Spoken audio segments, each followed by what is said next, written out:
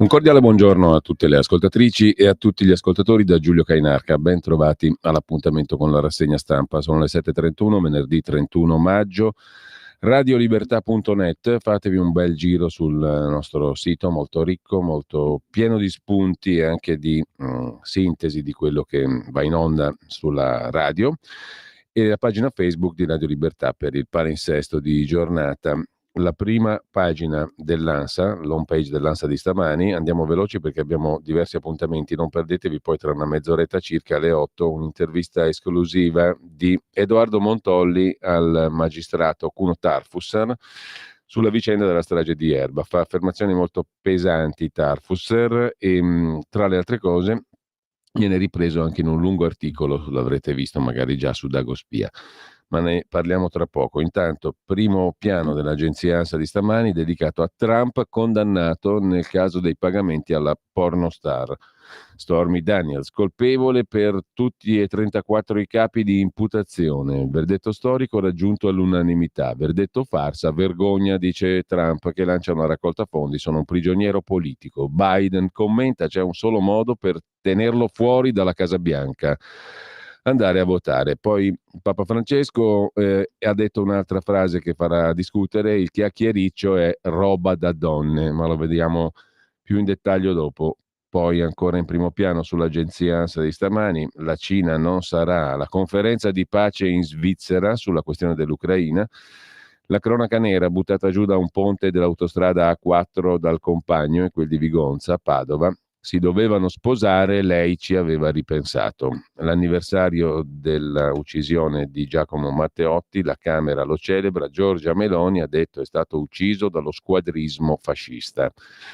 E poi le novità sul salvacasa, dalle verande alle pareti, al via le domande ai comuni, oltre le scadenze c'è il silenzio assenso, e l'Economist che mette in copertina Giorgia Meloni. A sinistra von der Leyen, a destra Marine Le Pen.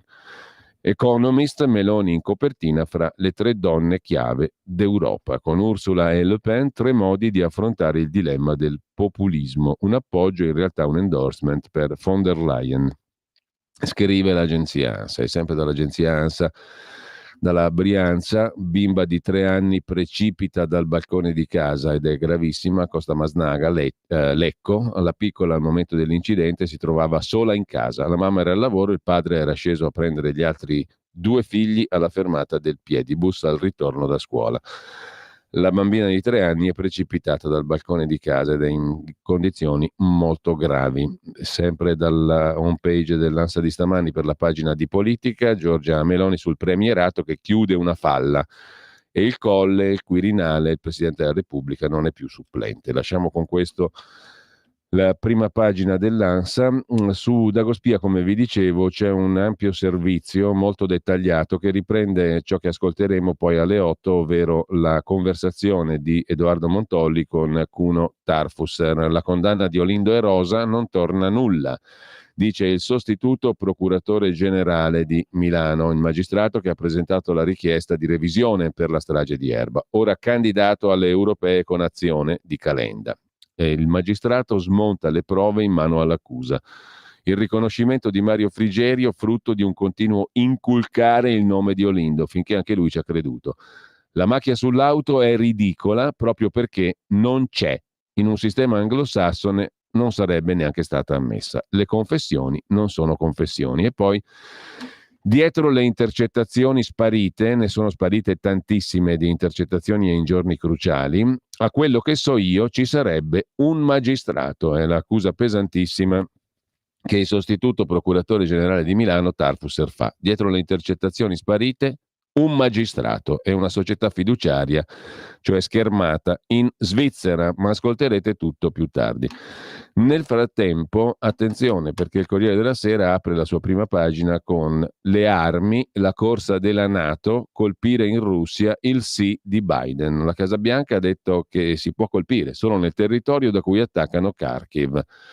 Il ministro degli esteri russo Lavrov si dice pronto a misure di deterrenza nucleare. Il messaggio del segretario generale della NATO Stoltenberg inchioda i Paesi membri, scrive il Corriere della Sera, alle loro responsabilità. L'Ucraina può ancora prevalere, ma solo con un sostegno continuo e robusto da parte degli alleati della NATO, ha detto il segretario Stoltenberg. E Biden ha detto sì a colpire in Russia. Si va verso uno scenario molto, molto pesante. Per quanto concerne ancora la cronaca, poi in primo piano sul Corriere della Sera di oggi c'è una storiaccia bruttissima. Da Milano, da Vizzolo Predabissi per la precisione, violentata in ospedale, si butta giù dal quarto piano. La donna aveva 22 anni. La violenza subita da un altro ricoverato in pronto soccorso su una barella. L'uomo è stato arrestato. Un volo dal quarto piano dell'ospedale di Vizzolo Predabissi, reparto di ginecologia. Ragazza 22enne italiana muore sul colpo. Sono le 8 di martedì sera. Meno di 24 ore prima aveva denunciato di essere stata violentata proprio all'interno dell'ospedale. Ad abusare di lei, secondo il racconto, un ragazzo 28enne di origini ucraine, magazziniere, che vive da tempo con la famiglia in provincia di Lodi. Anche lui si trovava al pronto soccorso in attesa di essere visitato. Tutto sarebbe successo intorno alle 4 della notte tra lunedì e martedì, e già all'alba dello stesso giorno i carabinieri hanno arrestato il 28enne per violenza sessuale e lesioni. Sempre dal Corriere della Sera, già che ci siamo, c'è un'intervista ad Antonio Di Pietro. Bene le carriere separate, ma meglio il sorteggio delle correnti, e basta tirar fuori Berlusconi. Antonio Di Pietro che parla della riforma della giustizia, critiche ipocrite alla riforma Nordio. Anche la Costituzione prevede il giudice terzo. E ben venga l'alta corte disciplinare. Ritengo sia il minimo sindacale. La giustizia domestica non dà garanzie. Non è la riforma della giustizia per la quale basterebbero più uomini, più mezzi e più strutture, è la riforma della magistratura. Ma vedo tanta ipocrisia in chi critica questa riforma.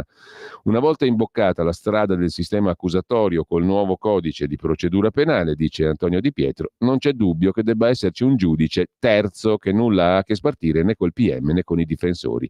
È previsto dall'articolo 111 della Costituzione, bisogna rispettarlo senza lagnarsi in continuazione. Antonio Di Pietro appoggia la riforma della giustizia. Sul Giornale vi segnalo invece a pagina 2 in apertura un servizio di Marco Brosio sulle pensioni, come e quando gli italiani potranno smettere di lavorare, tutti i requisiti per l'assegno anticipato o di vecchiaia in vigore. Quota 103, scrive il Giornale. Il cantiere delle pensioni non si chiude mai, ma è certo che in questo modo si coltiva l'incertezza. Ben venga l'annunciato report del CNEL di Brunetta, atteso per luglio, nel quale saranno evidenziate le criticità dell'intero sistema. Il punto sul Giornale a pagina 2. Mentre dicevamo di Papa Francesco, il sito Silere non possum ha rivelato un'altra conversazione che farà discutere del Papa, o meglio delle frasi. Nel vicariato di Roma, corruzione e il chiacchiericcio è roba da donne. È arrivato nella casa delle suore pie discepole del Divin Maestro verso le 16, ha incontrato il Papa lì mercoledì 29 maggio, 72 sacerdoti della diocesi di Roma ordinati negli ultimi 10 anni. I presbiteri erano più di 150, ma il clero romano non è ben disposto verso il Papa, che crea confusione nella sua diocesi e nella Chiesa universale, scrive il sito Silere non possum, che è ripreso dall'Ansa stamani. All'incontro erano presenti anche i vescovi Baldo Reina e Michele di Tolve.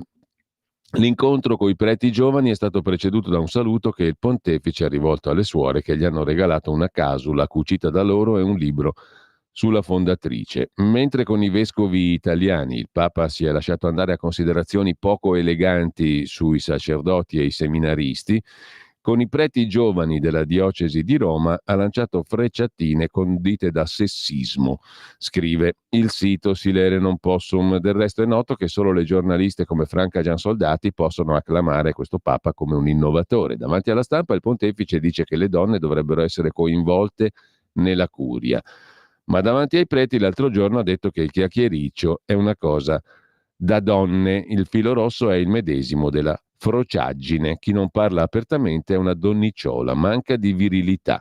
Il Papa infatti dice noi abbiamo i pantaloni e dobbiamo dire delle cose. Quindi oltre che antifroci è anche discretamente sessista e maschilista Papa Francesco, secondo il sito Silere non possum, che lasciamo per andare a segnalare peraltro un'altra pagina del Corriere della Sera a proposito di frociaggine. Chissà cosa ne pensa il Papa di questa iniziativa. Sono due simpatici ragazzi, Alec Sander e Alessandro Monterosso, che faranno le nozze gay a 30.000 metri di altezza nello spazio, un gesto politico per tutte le coppie LGBTQ+. La navicella salirà con un pallone aerostatico a 20 km orari, in 6 ore visibile metà emisfero. Nel 2025 questa coppia di italiani sarà protagonista del primo matrimonio LGBTQ+, scrive il Corriere della Sera, al mondo, celebrato nello spazio. Al momento gli astronauti stanno testando la navicella americana della Space Perspective, una sorta di gigantesca mongolfiera grande quanto San Siro, a cui è collegata un'astronave pressurizzata che solo dal prossimo anno porterà le coppie a oltre 30.480 metri, scrive il Corriere della Sera. Intanto sul Tempo di Roma invece c'è una lunga intervista a Tommaso Cerno, il direttore sta intervistando tutti i leader politici, oggi tocca a Matteo Salvini. È criminale chi ci avvicina alla guerra nucleare, con Vannacci metteremo ordine nell'Unione Europea. Domani poi seguiremo la diretta dalla piazza di Milano, Piazza Duomo, con Salvini e Vannacci qui su Radio Libertà, a partire dalle 14, 14.30 circa, prima del comizio previsto per le 15. No al bombarolo Macron, no agli ecofanatici, dice ancora Salvini. Al Tempo di Roma, cannabis vietata anche in disegno perché non esistono droghe buone. L'antisemitismo è un pericolo reale, gli insegnamenti di Oriana Fallaci devono servire da monito, l'autonomia regionale, quello che si oppone è il vecchio sistema cattocomunista che difende i suoi privilegi e le sue rendite, dice Matteo Salvini al Tempo di Roma, al direttore Cerno. Sulla questione di Trump condannato, vi segnalo un articolo sulla nuova bq.it a firma di Stefano Magni, una sentenza senza precedenti. Trump è colpevole, la giuria ha espresso parere unanime nel processo di Manhattan che riguarda i soldi dati alla pornostar Stormy Daniels dall'ex presidente per comprare il suo silenzio. Così The Donald è il primo ex presidente condannato per un reato. La sentenza avrà un impatto sulle elezioni presidenziali. Resta il forte dubbio del processo politico, scrive Stefano Magni. Angelina Tani invece sulla nuova bussola quotidiana si occupa della difficilissima situazione di Hong Kong, una frontiera di libertà che continua a ricevere colpi e sta per cadere definitivamente. La Cina incombe, 14 condanne, è già caduta per la verità, comunque 14 condanne a Hong Kong per sovversione. Nel processo a 47 attivisti democratici arrestati nel 2020 sono arrivate le prime 14 condanne per sovversione, ma anche 2 assoluzioni. La nuova legge di Pechino applicata a Hong Kong. Il 30 maggio 14 attivisti pro-democrazia di Hong Kong, proprio ieri, sono stati dichiarati colpevoli dal Tribunale pro-Pechino di Hong Kong, in una mossa che i critici hanno definito un duro colpo alle libertà e allo status di hub finanziario della città. La storica decisione del tribunale è arrivata più di 3 anni dopo che la polizia di Hong Kong aveva arrestato 47 democratici in tutta la città, accusandoli di associazione a delinquere finalizzata alla sovversione in base a una legge draconiana e controversa sulla sicurezza nazionale, applicata dal Partito Comunista Cinese.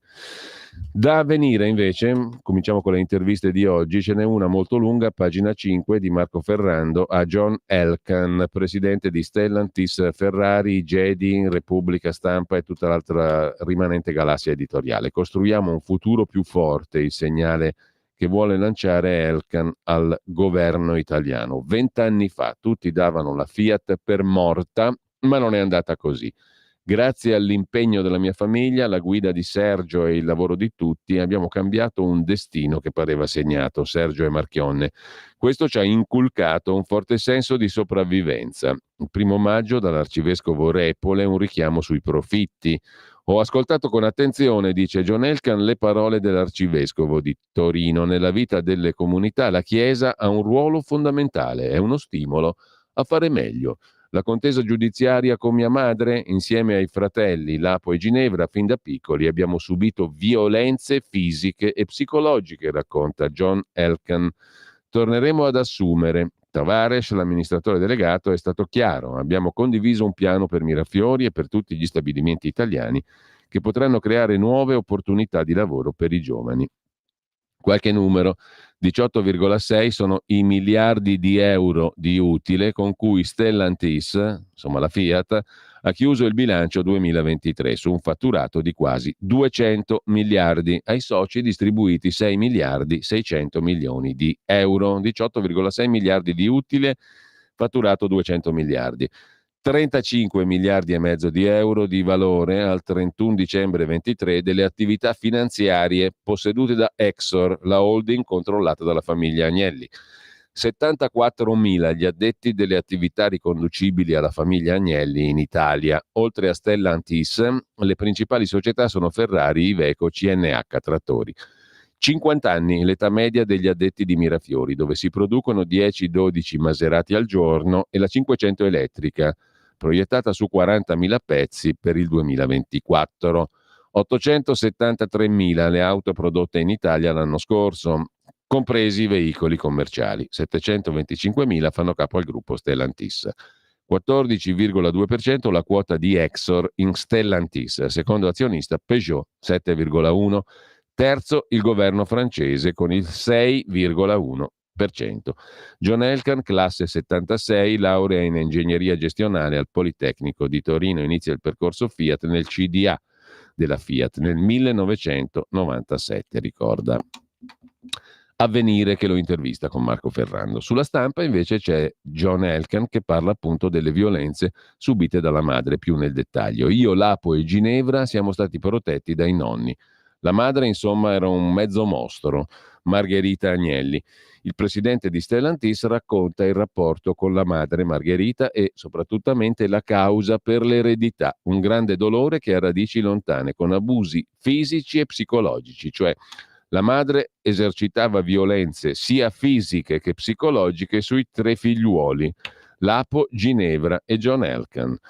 Quanto al governo italiano di Giorgia Meloni, il nostro rapporto è di massimo rispetto. Siamo sempre pronti a confrontarci. Marchionne, 20 anni fa davano la Fiat per morta, con Marchionne abbiamo cambiato il destino, dice John Elkann. A proposito di interviste, uno dei giornali della galassia Elkann, ovvero Repubblica, intervista Ilaria Salis, la maestra detenuta in Ungheria, candidata con Alleanza Verdi e Sinistra alle europee. Leggevo Dante per reggere all'inferno. Sono ancora nel pozzo, ma ora vedo la luce. In questi 466 giorni mi hanno aiutato il ricamo, le lettere, i libri. Stare 23 ore in una cella è alienante e la cosa peggiore era non poter comunicare. Tremendo il rumore delle catene ai piedi, ma non ho voluto farmi sfocare il viso. La gente deve sapere che con quei ceppi vengono legate persone vere. Se sarò eletta, dice ancora Ilaria Salis a Repubblica, mi batterò per i diritti dei detenuti e dei precari e per una cultura antifascista che si ispiri ai partigiani ma si nutra del presente. Sono grata a chi mi ha candidata, ma rischio ancora 24 anni di carcere.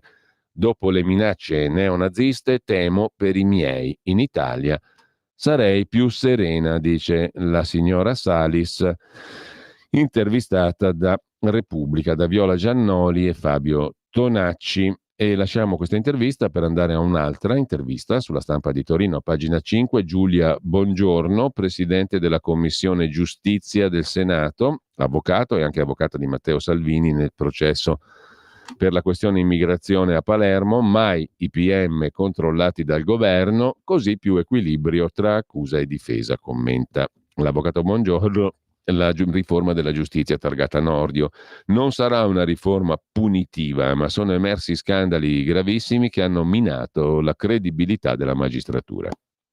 Anche Andreotti mi parlava di un'eccessiva politicizzazione della magistratura. È stata avvocata di Andreotti, come tutti sanno, Giulia Bongiorno. Dobbiamo evitare il condizionamento soffocante delle correnti, come avviene oggi. Capisco i dubbi del mio maestro Coppi sulla riforma, ma anche lui sa che c'è il problema della vicinanza tra PM e giudici.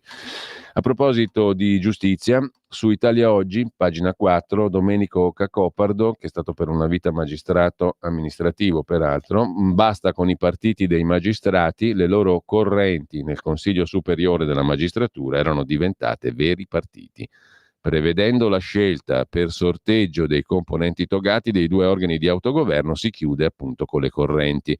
Fratelli d'Italia e la maggioranza resistono su Genova Toti, in attesa che l'operazione giudiziaria mostri la sua evanescenza o, sulla base di prove incontrovertibili, vada avanti nel processo, portando Toti sul banco degli imputati.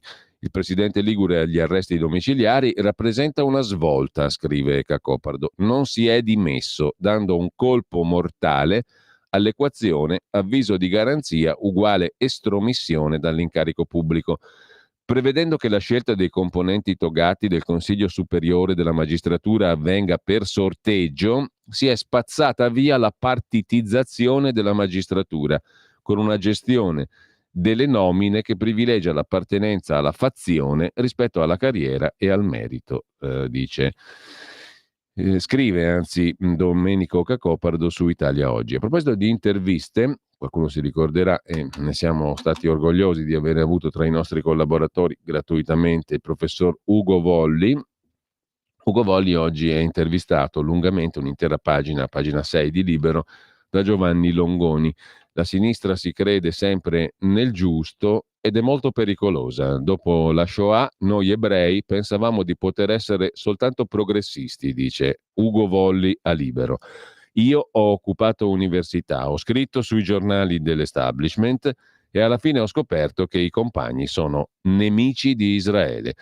Feci un viaggio in Russia con Dario Fo, trovammo una catastrofe, ma lui giustificava ogni cosa. Nel 68 alla statale Luca Cafiero mi elogiava perché prendevo a calci gli ascensori.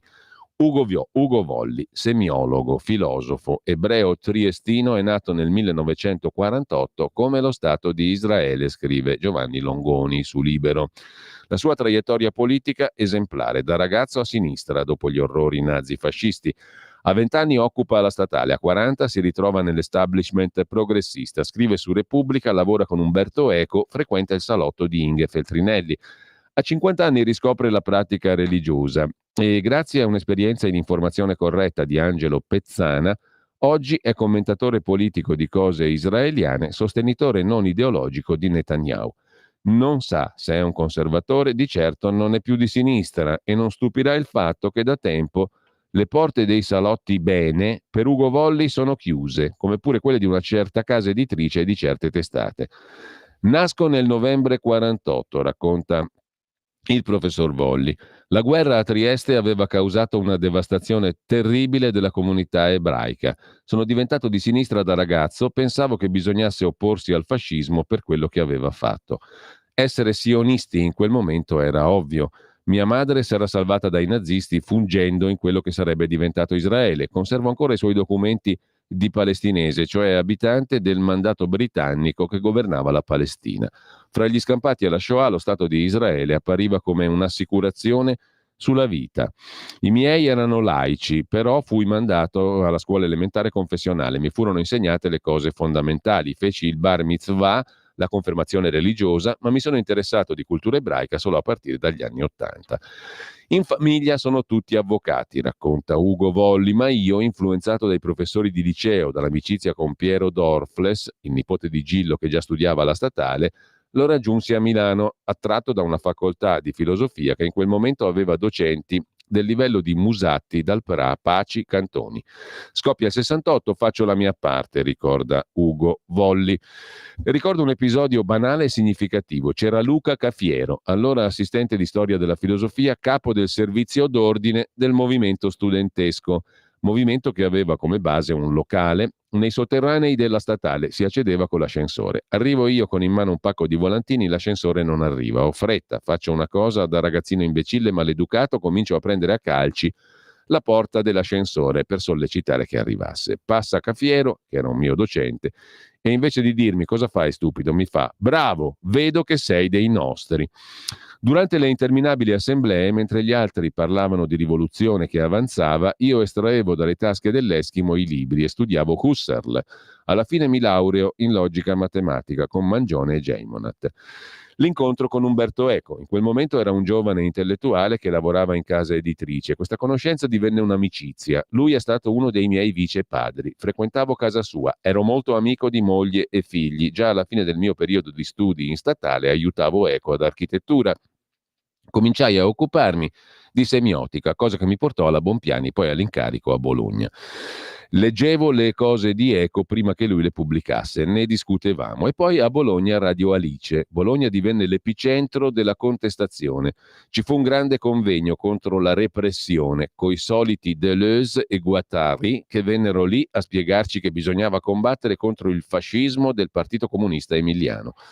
Cominciarono a nascere differenze teoriche con Umberto Eco. Lui se la prese molto perché non ero d'accordo, essendo di formazione un logico matematico, col suo modo di usare una nozione logico-filosofica che sono i mondi possibili. Mi dedicò una ramanzina in una nota a piedi pagina in un suo libro. Lasciai Bompiani e approdai a Repubblica, critico teatrale. Sono anche gli anni del Maurizio Costanzo Show. Non aspiravo a fare il personaggio TV, racconta il professor Volli, ma mi è capitato in una certa fase di avere molti rapporti con Costanzo e Sgarbi. Con lui progettammo anche di scrivere un libro sull'arte. Costanzo, avevamo un buon rapporto, a un certo punto mi affidò l'incarico di sorvegliare sua figlia, che era venuta a studiare a Bologna e mi aveva chiesto di aiutarla. Semplicemente le ho dato qualche volta dei consigli. Essere ebreo, quando comincia a contare nella sua riflessione politica? Durante il ventennio, racconta Ugo Volli, anche tra gli ebrei c'erano fascisti e antifascisti, ma a un certo punto fascisti e antifascisti vengono emarginati, perseguitati, completamente rinnegati. Dopo la guerra passò l'idea che la resistenza fosse stata tutta comunista e si afferma la convinzione che per riuscire a essere ebrei bisogna essere di sinistra, cosa confermata nel 1948 dall'atteggiamento positivo dell'Unione Sovietica nei confronti della fondazione di Israele, atteggiamento smentito nei decenni successivi. La storia si ripete anche oggi, quando Schlein sostiene che si debba riconoscere lo Stato di Palestina. Il terrorismo è stata una sveglia, come quello che ho conosciuto dell'est comunista. Ricordo una visita in Russia con Dario Fo. La situazione che vedevamo era chiaramente catastrofica. Era il fallimento, l'umiliazione, con una gestione del potere anche a livello molecolare in cui la corruzione era palese e invece Dario Fo giustificava tutto. Poi comincia a scrivere di Israele, dopo Informazione corretta, il rapporto con Angelo Pezzana, una persona notevole, anche se uno può essere poi d'accordo o non d'accordo con lui su molte cose.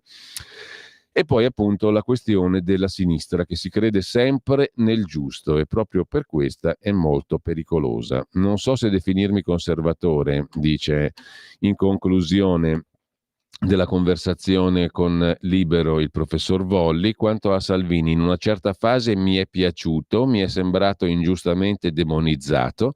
C'è una macchina dell'informazione che cerca di triturare gli avversari. Faccio un esempio che non c'entra con Salvini. Ho visto un'intervista che Hasoni ha fatto a Viktor Orban. Avevo un'idea, fattami sulla stampa di Orban, come di un rozzo macellaio, un aspirante dittatore. Su certe cose che dice invece sono d'accordo, su altre no, ma è un politico serio, capace di argomentare e con notevole cultura. La stessa impressione ce l'ho su Netanyahu, che è diventato l'uomo nero come prima lo era stato Sharon. Netanyahu è un politico fine, esperto, pensa molto e non è estremista. Viene dipinto in maniera caricaturale dalla stampa anche in Italia. Credo, conclude Volli, che tutti quelli che oggi pensano e dicono che Meloni sia Mussolini tornato al potere stanno facendo un errore stupido, una speculazione. In una politica così variabile bisogna giudicare le persone e i movimenti per quello che fanno. Un piccolo jingle chiedo alla regia e poi ascoltiamo la interessantissima conversazione di Edoardo Montolli con Cuno Tarfusser, in retroscena sul processo di revisione per la strage di Erba. Tra pochissimo. Sempre più liberi con La Tua Radio è il nuovo sito che mette in prima pagina opinioni, firme, notizie, uno sguardo nuovo e originale sui fatti che ci circondano. Il nuovo quotidiano online, semplicemente radiolibertà.net. Come se fosse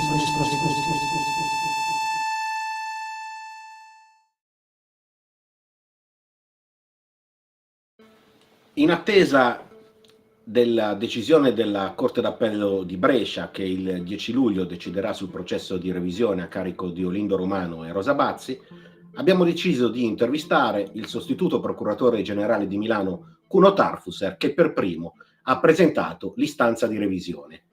Vediamo nella scheda di chi si tratta. Cuno Tarfusser, 68 anni, meranese, divenne sostituto procuratore a Bolzano nel 1985 dopo una breve parentesi da avvocato. Fu il magistrato che si occupò del terrorismo altoatesino, delle mani pulite di Bolzano, ma anche capace di portare l'efficienza in magistratura, riducendo del 65% l'arretrato con il progetto pilota di riorganizzazione e di ottimizzazione della Procura della Repubblica che il Ministero della Giustizia estese a tutti gli uffici giudiziari. Nel 2009 divenne giudice della Corte Penale Internazionale dell'Aia, dove è rimasto 10 anni, firmando i mandati di cattura del presidente del Sudan al-Bashir per genocidio, di Gheddafi, di suo figlio e del capo dei servizi libici per crimini contro l'umanità, e poi contro il gruppo terroristico islamico che aveva distrutto mausolei e moschee a Timbuktu, patrimonio culturale dell'UNESCO. Della Corte diventa vicepresidente e poi presidente della divisione preliminare. Come nel caso della strage di Erba, più volte Tarfusser, caso davvero insolito per un magistrato che rappresenta l'accusa, ha chiesto l'assoluzione degli imputati quando si è convinto della loro innocenza.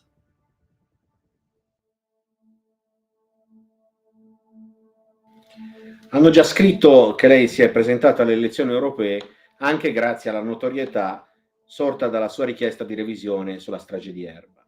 Come risponde?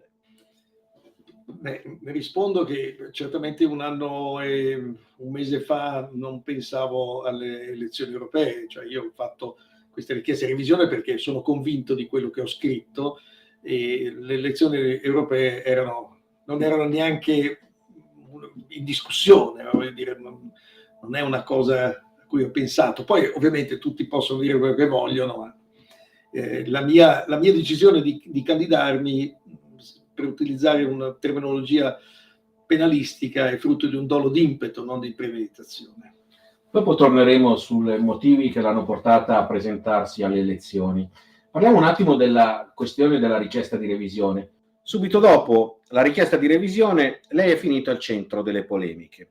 Repubblica ha scritto apertamente che chi nutre dubbi sulla colpevolezza di Olindo Romano e Rosa Bazzi è un terrapiattista.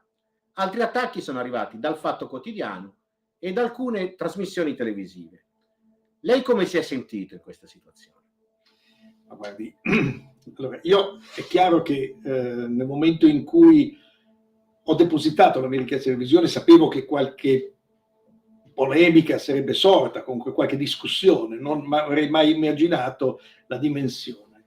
Anche perché io arrivo a studiare i fatti di Erba in maniera assolutamente, diciamo, quasi casuale. Circa 6, 8, 10 mesi prima, era credo a fine estate del 2022, vengo avvicinato da un avvocato che ho conosciuto qui a Milano, che per motivi di lavoro, per un suo processo, per cui abbiamo avuto a che fare insieme, che mi ha chiesto cosa pensassi della questione di Erba, della strage di Erba. Io ho detto, guarda, non penso nulla, perché io quando sono successi i fatti di Erba ero affaccendato nelle mie questioni come procuratore di Bolzano e poi sono addirittura andato all'estero quando sono stati condannati, quindi io non sapevo nulla di più di quanto non fosse normale che uno sapesse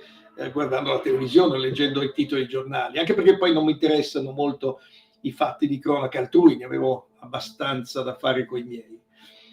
E allora questo avvocato, l'avvocato Sevesi, mi dà in mano, mi chiede di leggere un libro, se avessi, o mi dice leggiti questo libro, si legga questo libro, e mi dà in mano il Grande Abbaglio. Ora io questo libro ho iniziato a leggerlo prima di addormentarmi la sera a letto, però più andavo avanti a leggerlo, e siccome mi sembrava scritto abbastanza bene, ma soprattutto documentato bene, o ben documentato, e quindi non un romanzo, non era un giallo, ma un doculibro, se vogliamo. Ho detto, più andavo avanti, più dicevo, ma se tutto questo è vero come sembra, se i documenti che sono allegati rispecchiano quelli autentici, qualche problema forse c'è. E quindi ovviamente faccio il pubblico ministero, sono curioso di natura, la curiosità è anche la mia professione, e la verità è la mia professione. E allora più andavo avanti, più le cose mi parevano degne di essere ulteriormente approfondite. E quindi così, passo dopo passo, mi sono convinto e ho iniziato a scrivere, perché poi io molto spesso devo mettere giù su carta i miei pensieri per capire se hanno un senso, per dargli un senso. E se le cose mi escono dalla penna in modo facile, capisco che c'è anche della sostanza in quello che scrivo. E così arrivo alla stesura della richiesta di revisione. Poi entriamo nel merito della sua richiesta di revisione. Partiamo però da un fatto. Dopo la richiesta di revisione, la Procura di Como attacca il suo operato con un comunicato durissimo. Il procuratore generale di Milano, Francesca Nanni, non difende il proprio ufficio dalle accuse di Como e promuove un procedimento disciplinare contro di lei che si conclude con la censura al CSM. Lei ha presentato ricorso, come ha vissuto questa vicenda, come pensa che andrà a finire? Ma come andrà a finire non lo so, nel senso che in 40 anni di servizio ne ho visti di tutti i colori, quindi non posso sapere come finirà. Ho sempre detto che il diritto è un'opinione, quindi bisogna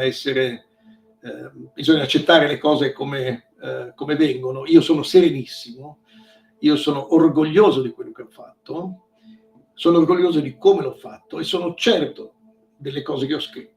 Quindi non credo che una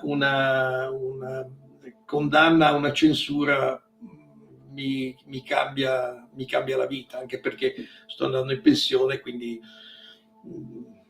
quello che dice la Procura di Como o quel comunicato a cui lei allude alla Procura di Como, assicuro non l'ho mai letto, perché sono delle cose che non è degno che io perdo il mio tempo a leggere delle stupidaggini che scrivono. Che il procuratore generale non abbia difeso, vabbè, credo che sia sbagliato, ma tant'è, è andata così, quindi a me va bene, io non ho nessun problema.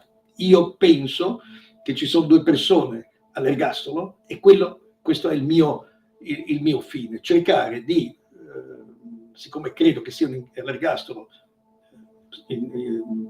per degli errori o comunque senza prove, io credo che il mio fine, il mio intento è quello di arrivare alla revisione. Per quanto poi concerne la mia persona e la mia vicenda disciplinare, io poi evidentemente farò innanzitutto certamente ricorso contro la censura, questo è pacifico, però rileggendo e riguardando e rivedendo e risentendo gli atti e le dichiarazioni rese come testimone dal procuratore generale nel processo a mio carico disciplinare, ho scoperto delle cose che ho evidenziato in un atto separato che ho trasmesso alle autorità competenti. Cioè lei ha presentato una denuncia contro il procuratore generale di Milano? Comunque ho fatto una segnalazione in questo senso, sì. Nella memoria depositata in Corte d'Appello a Brescia, il PG Guido Rispoli e l'Avvocato Generale dello Stato Domenico Chiaro scrivono che la sua richiesta di revisione deve essere considerata inammissibile, cosa ribadita in aula da Chiaro. Sotto il profilo giuridico, lei come interpreta anzitutto questa posizione della Procura Generale di Brescia? Ma guardi, diciamo incauta, posso dire incauta, ma anche sotto il profilo tattico, cioè, per due motivi. Uno sotto il profilo tattico, perché io credo che i giudici della Corte d'Appello di Brescia sono arrivati in aula dopo aver fatto al loro interno una prevalutazione sull'ammissibilità, ritenendo la richiesta di revisione ammissibile, perché se non sarebbero andati in aula. E quindi il ribadire la richiesta di inammissibilità da parte della Procura Generale in qualche modo è dire ai giudici avete sbagliato. E sotto questo profilo credo che sia sotto profilo tattico non molto ragionevole. Io non avrei fatto questo. Ma quello che veramente mi disturba in tutto questo, e dico disturbo per utilizzare un termine che si può dire pubblicamente, è che evidentemente la Procura Generale di Brescia ha perso completamente la cultura del dubbio. Cioè non è possibile che in una vicenda come questa non ci sia almeno il dubbio. Io ho delle certezze, ma il dubbio lo devono avere tutti. Ora, io capisco che ci sono certi giornalisti che questo dubbio non ce l'hanno perché devono difendere non so cosa, forse non hanno neanche letto gli atti. Ma un magistrato, del pubblico ministero, ma anche di un giudice, io la cultura del dubbio la pretendo. E qui è venuto meno, secondo me, la cultura del dubbio, salvo l'alternativa è che hanno letto gli atti di un altro processo. Ecco, in proposito, lei conosce bene il procuratore generale di Brescia, Guido Rispoli, che divenne procuratore di Bolzano. Bene non è la parola giusta, benissimo. Divenne procuratore di Bolzano quando lei andò alla Corte dell'Aria. Era mio sostituto. Quando io ero procuratore, eravamo sostituti insieme, poi diventò procuratore, lui era il mio sostituto, e quando io divento giudice della Corte Penale, vengo eletto giudice della Corte Penale Internazionale, lui mi succede nel ruolo di procuratore della Repubblica. Ecco, lei peraltro con lui ha avuto anche uno scontro al CSM che fu archiviato nel maggio del 2023 e la domanda è: lei si aspettava che proprio Rispoli, che lei aveva portato davanti al CSM per una vicenda che spero ci voglia raccontare, gestisse la causa di revisione a Brescia giudicando la sua richiesta di revisione inammissibile? No, devo dire che non mi aspettavo che lui andasse personalmente in aula a sostenere quello che io ritengo di poter dire essere non sostenibile, a sostenere l'insostenibile sostanzialmente. Non lo pensavo perché proprio per la conoscenza e il rapporto incrinatosi, non certo per colpa mia, ormai da anni, ma posso solo dire che eravamo estremamente amici, almeno io credevo, per me era così, e che poi a un certo punto, per motivi che adesso sarebbe troppo lungo spiegare, questa amicizia si è rotta unilateralmente, dico io. Credo che un minimo di cautela, ecco, sempre per essere molto, per usare delle parole dicibili, per un minimo di cautela, io ho pensato e mi sarei aspettato che non andasse personalmente in aula. Posso chiederle che cosa riguardava questo procedimento al CSM archiviato nel maggio 2023 su Guido Rispoli? Ecco, guardi, il procedimento nasce in realtà da io non ho fatto nulla contro Rispoli specificamente. Io mi sono difeso da un'aggressione che io ho subito dalla Procura di Bolzano, dagli ex colleghi della Procura di Bolzano. E nel contesto di questa mia difesa ho anche, che coinvolgeva anche evidentemente Rispoli, no? in questo mio atto di difesa da un'aggressione giudiziaria che io ho subito, c'era anche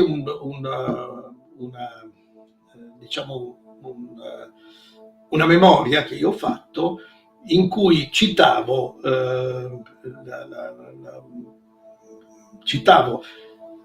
la presentazione da parte di Rispoli di un suo libro in occasione alla casa massonica di Bolzano.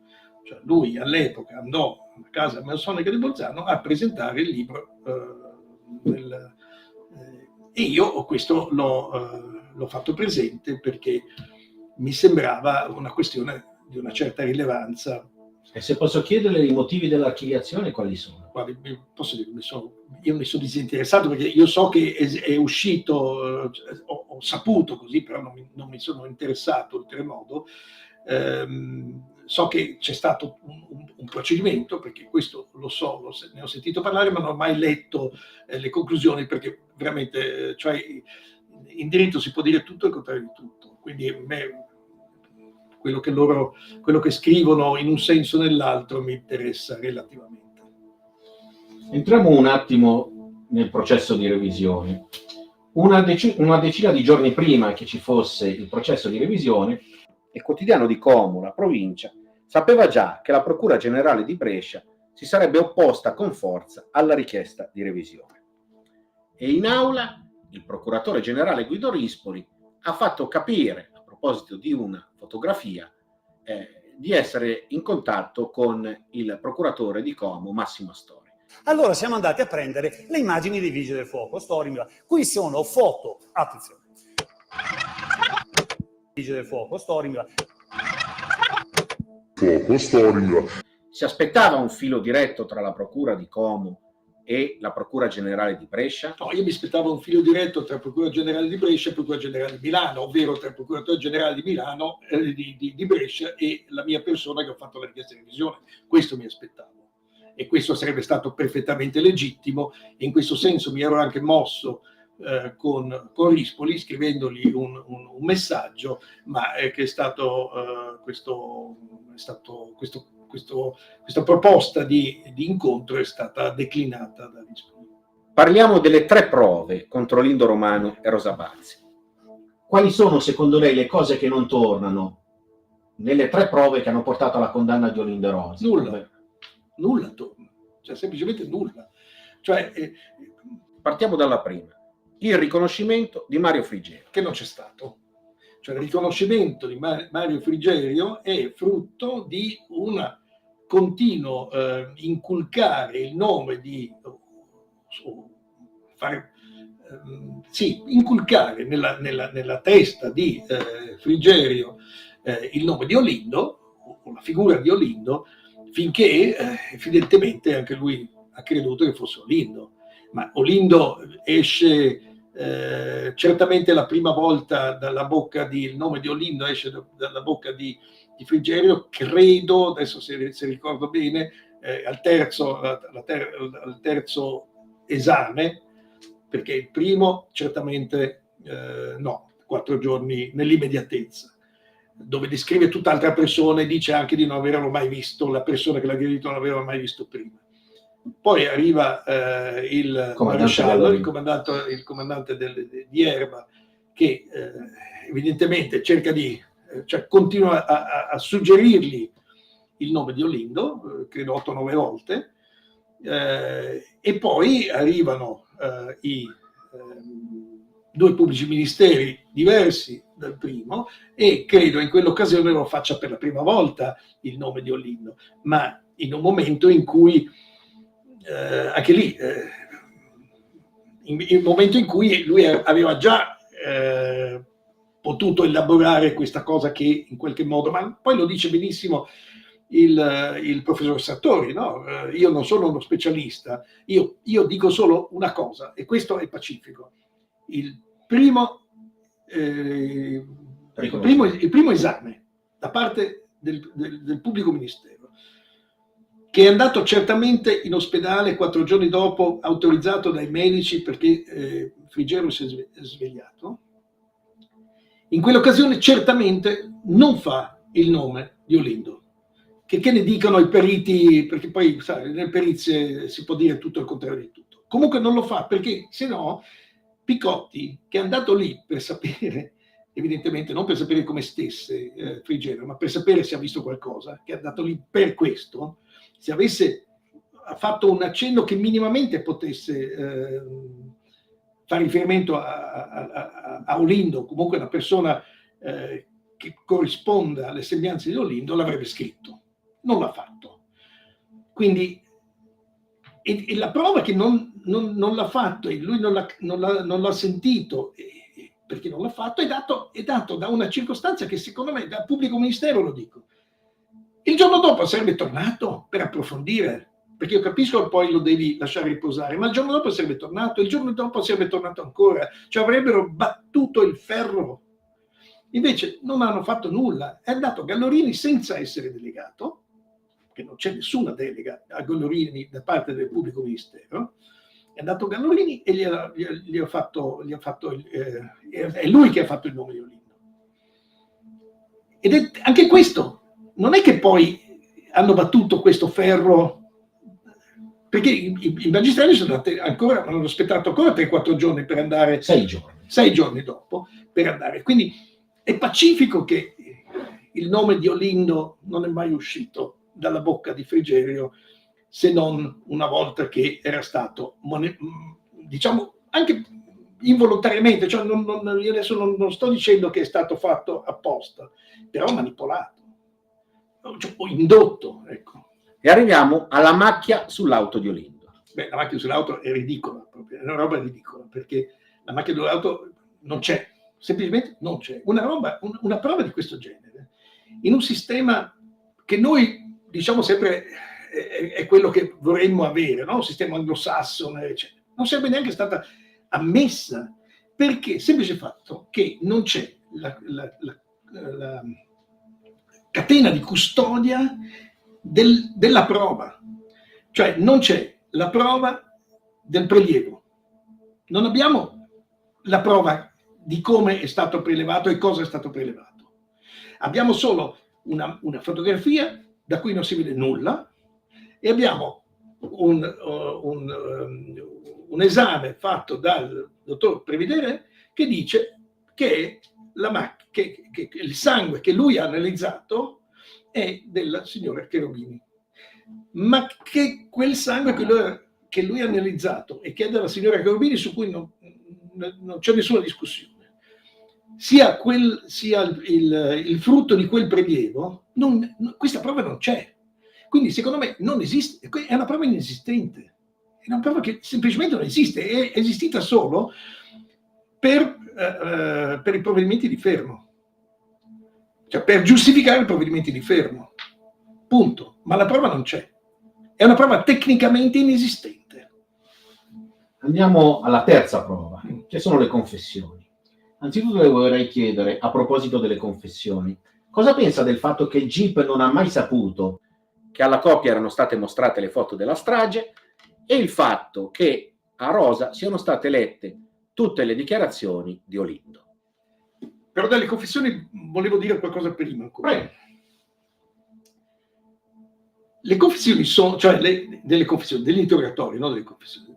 Gli interrogatori dei 2 imputati, dei 2 all'epoca indagati, sono 4.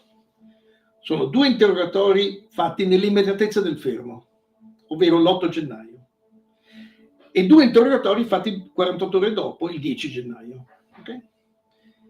Noi sappiamo che i primi interrogatori, quelli dell'8 gennaio, in quegli interrogatori tutti e 2, nonostante la pressione a cui vengono sottoposti perché erano presenti 4 pubblici ministeri, cosa che io già trovo una roba insopportabile,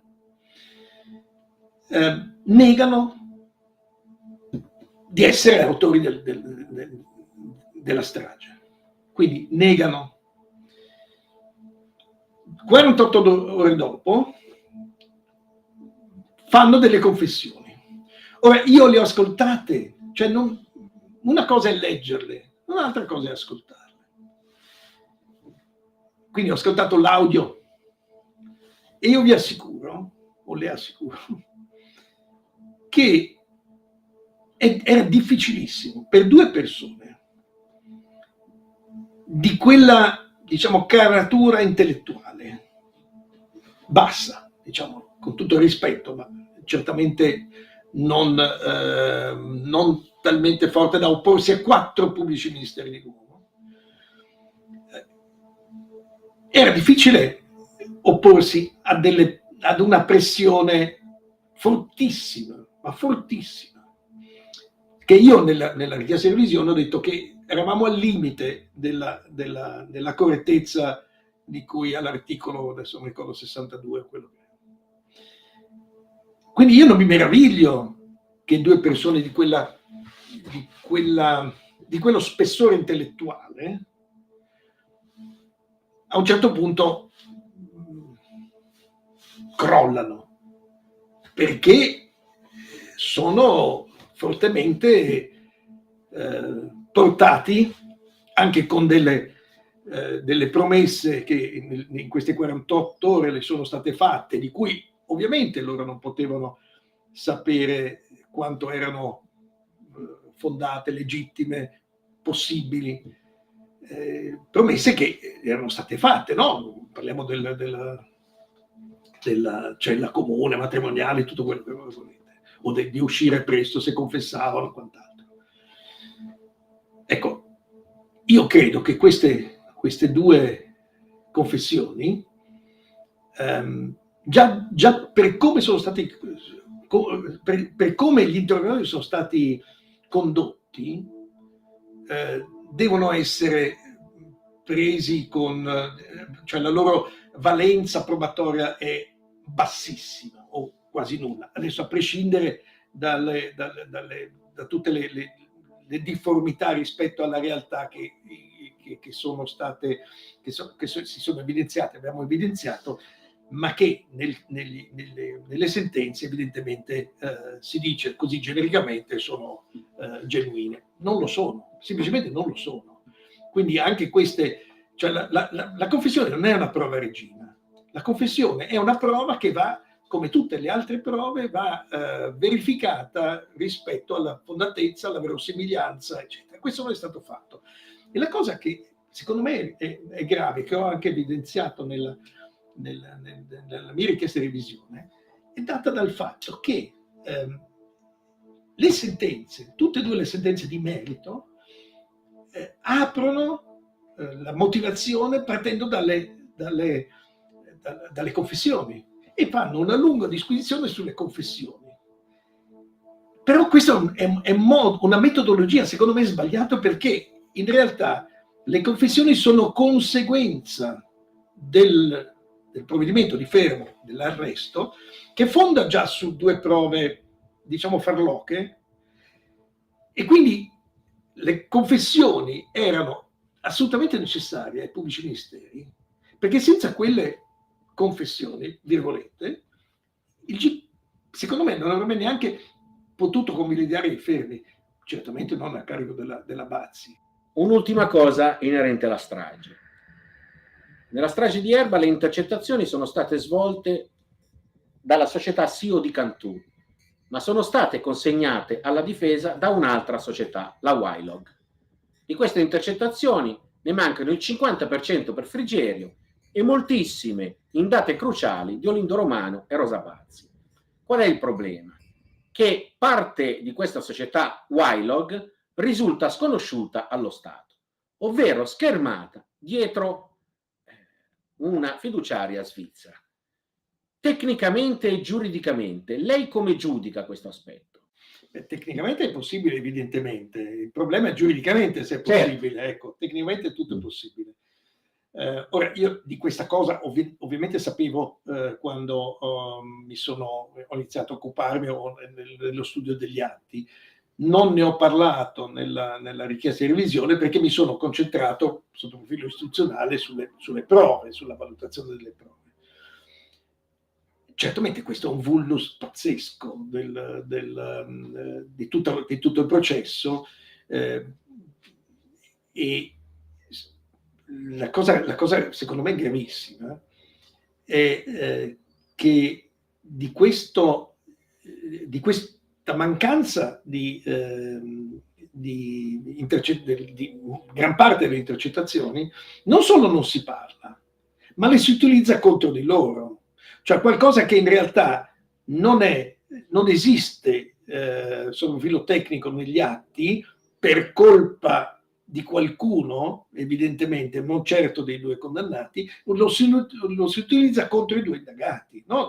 Nella parte in cui dicono che loro non parlavano, no? Per 4 giorni di seguito non hanno mai parlato. Non è che non ha mai parlato, non funzionavano o comunque non sappiamo cosa è successo, ma certamente le intercettazioni non andavano. Allora, se questo è in qualche modo riconducibile alla Wilog, non lo so. Certo che meriterebbe un'indagine a parte che nessuno ha fatto, immagino. Il fatto che poi siano coperti da una fiduciaria svizzera lo trovo assolutamente inammissibile e intollerabile. Credo su questo si sia espresso anche o si sia stata fatta un'ispezione da parte del Ministero della Giustizia senza peraltro arrivare a una conclusione, ma sappiamo che anche i procedimenti, diciamo, disciplinari sono molto selettivi, quindi evidentemente l'indagine che poi potrebbe portare a delle indagini disciplinari sono molto selettivi, cioè si colpiscono solo quelli che si vogliono colpire, non si colpiscono tendenzialmente tutti i magistrati che perché, diciamolo adesso, da quello che so io, in qualche modo dietro la Wilog qualche ombra di magistrato mi sembra che ci sia, no?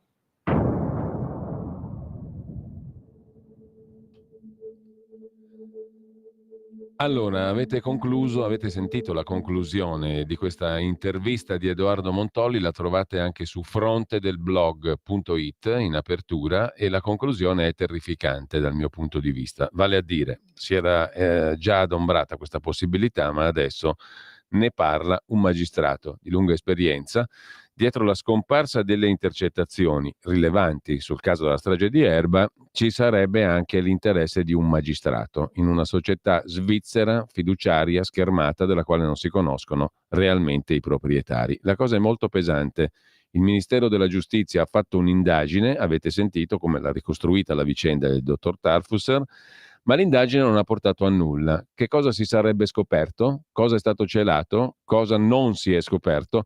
Beh, insomma, la questione è molto grave perché le intercettazioni mancanti sono riferibili a snodi essenziali di questa vicenda e sarebbero state fondamentali per capire come sono andate le cose, per Frigerio ma anche per Olindo e Rosa, che sono i due ancora oggi condannati per la strage di Erba, sebbene il processo sia stato riaperto per la revisione.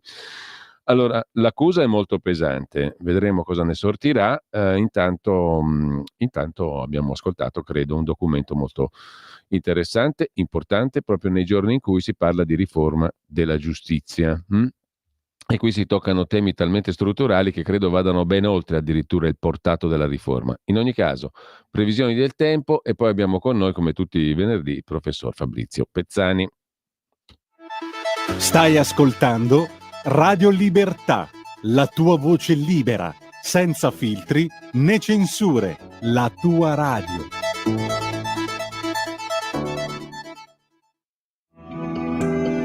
Il meteo.it presenta le previsioni del giorno. Una forte perturbazione attraversa le nostre regioni settentrionali e provocherà oggi altro maltempo. Temperature in aumento al sud. Nella prima parte della giornata, a fronte di un ampio soleggiamento su quasi tutte le nostre regioni centro-meridionali, avremo piogge temporali diffusi al nord, specie su Lombardia e Triveneto. Qualche pioggia anche sull'Alta Toscana. Nel pomeriggio ancora tempo perturbato al nord-est con il rischio di fenomeni intensi, soprattutto sul Triveneto orientale. In genere buono altrove. Per ora è tutto da ilmeteo.it, dove il fa la differenza anche nella nostra app. Un saluto da Andrea Garbinato. Avete ascoltato le previsioni del giorno.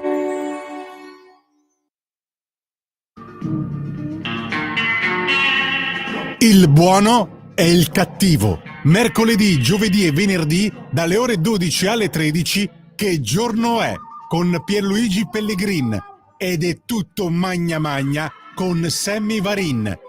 Brutto non ascoltarli.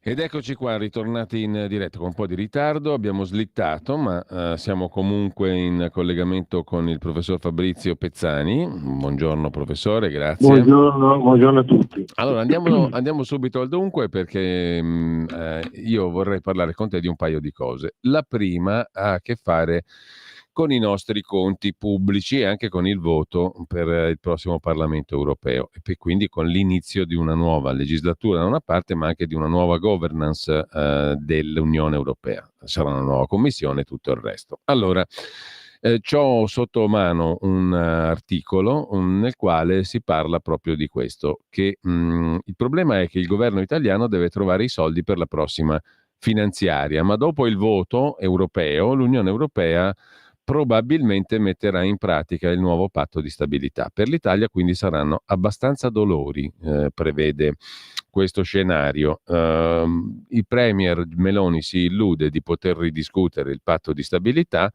ma questo non accadrà e quindi si prepara già una bella procedura di infrazione per l'Italia. Tutto giusto o c'è qualcosa di sbagliato in questa analisi sintetica, un po' grossolana forse, professore? È tutto giusto. È tutto giusto, nel senso che il debito che si trova la Meloni non l'ha fatto lei. L'hanno fatto 30 anni di mancanza di attenzione, l'idea che comunque si possa risanare, l'idea che comunque si possa fare, eccetera. Insomma, questo è un problema annoso, è cominciato dal 90 il problema del debito pubblico, insomma, sono 30 anni, più di 30 anni. e tutti gli esecutivi che sono andati al governo, nessuno escluso, ha sempre posto come primo problema la diminuzione del debito pubblico e nessun esecutivo è mai riuscito a ridurlo, perché questo debito è fatto in parte da elementi che noi non siamo in grado di controllare, e cioè l'esercizio della finanza esterna sul nostro spread, sul nostro rating, eccetera. Secondo, è stato fatto dalla politica, perché la politica ha usato il debito pubblico non tanto per fare opere, strutture, eccetera, ma per la parte corrente, cioè per finanziare il consenso pubblico, quindi assunzione di persone, posti vari, eccetera. Insomma, questo è stato un grande elemento. La terzo problema è l'evasione fiscale, ma come abbiamo avuto modo di dire la volta scorsa, si fa fronte, l'evasione fiscale viene vista come prima causa. Non è vero, perché è certamente una delle concause, ma a mio parere la causa più profonda del sistema è quello della mancanza di controllo sul debito. Quindi in realtà, se noi dovessimo andare a prendere le spese pubbliche che sono state usate ai fini di ottenere il consenso politico nelle elezioni di vario genere, se noi andassimo a fare la somma di queste disastrose uscite, costruzioni di stadi, costruzioni di autostrade, costruzioni di ponti, costruzioni di ospedali, costruzioni e il Mose, e la Liguria, e Milano Cortina, la Salerno-Reggio Calabria, noi abbiamo un'infinità di buchi, abbiamo un tessuto pieno di buchi nei quali sono andate a finire le spese pubbliche, che poi sono finite in strutture che non sono state utilizzate, oppure in strutture che sono costate 4 volte quelle che dovevano costare. E ancora una volta, anche con questo redditometro che è venuto fuori, non si coglie il problema di fondo, cioè è inutile creare un meccanismo di rilevazione se poi tu non controlli e non identifichi le responsabilità. Il vero problema della spesa pubblica è che nessuno è mai colpevole. Quindi viviamo in un sistema in cui ogni spesa dovrebbe avere un padre, cioè ogni spesa dovrebbe potersi attribuire a qualcuno che l'ha fatta, cosa che da noi non succede. Quindi il patto di stabilità, criticato come si vuole, comunque dà evidenza a una manovra di bilancio che da troppi anni è andata fuori controllo. Questo è il problema. E il problema che si pone e che porrà la Commissione europea è in cui dovremo attaccare il debito pubblico. E qui c'è infine l'altro problema, che noi non abbiamo i modelli culturali di tecnica, di technicality, parlo di internal audit, parlo di controllo di gestione, parlo di sistemi che si usano normalmente nelle aziende per controllare e ridurre i costi. Noi questi sistemi nella pubblica amministrazione non li abbiamo, per cui basti pensare che la Corte dei Conti, che è l'organo di controllo primario sul sistema, che cosa ha fatto in questi anni, insomma, no?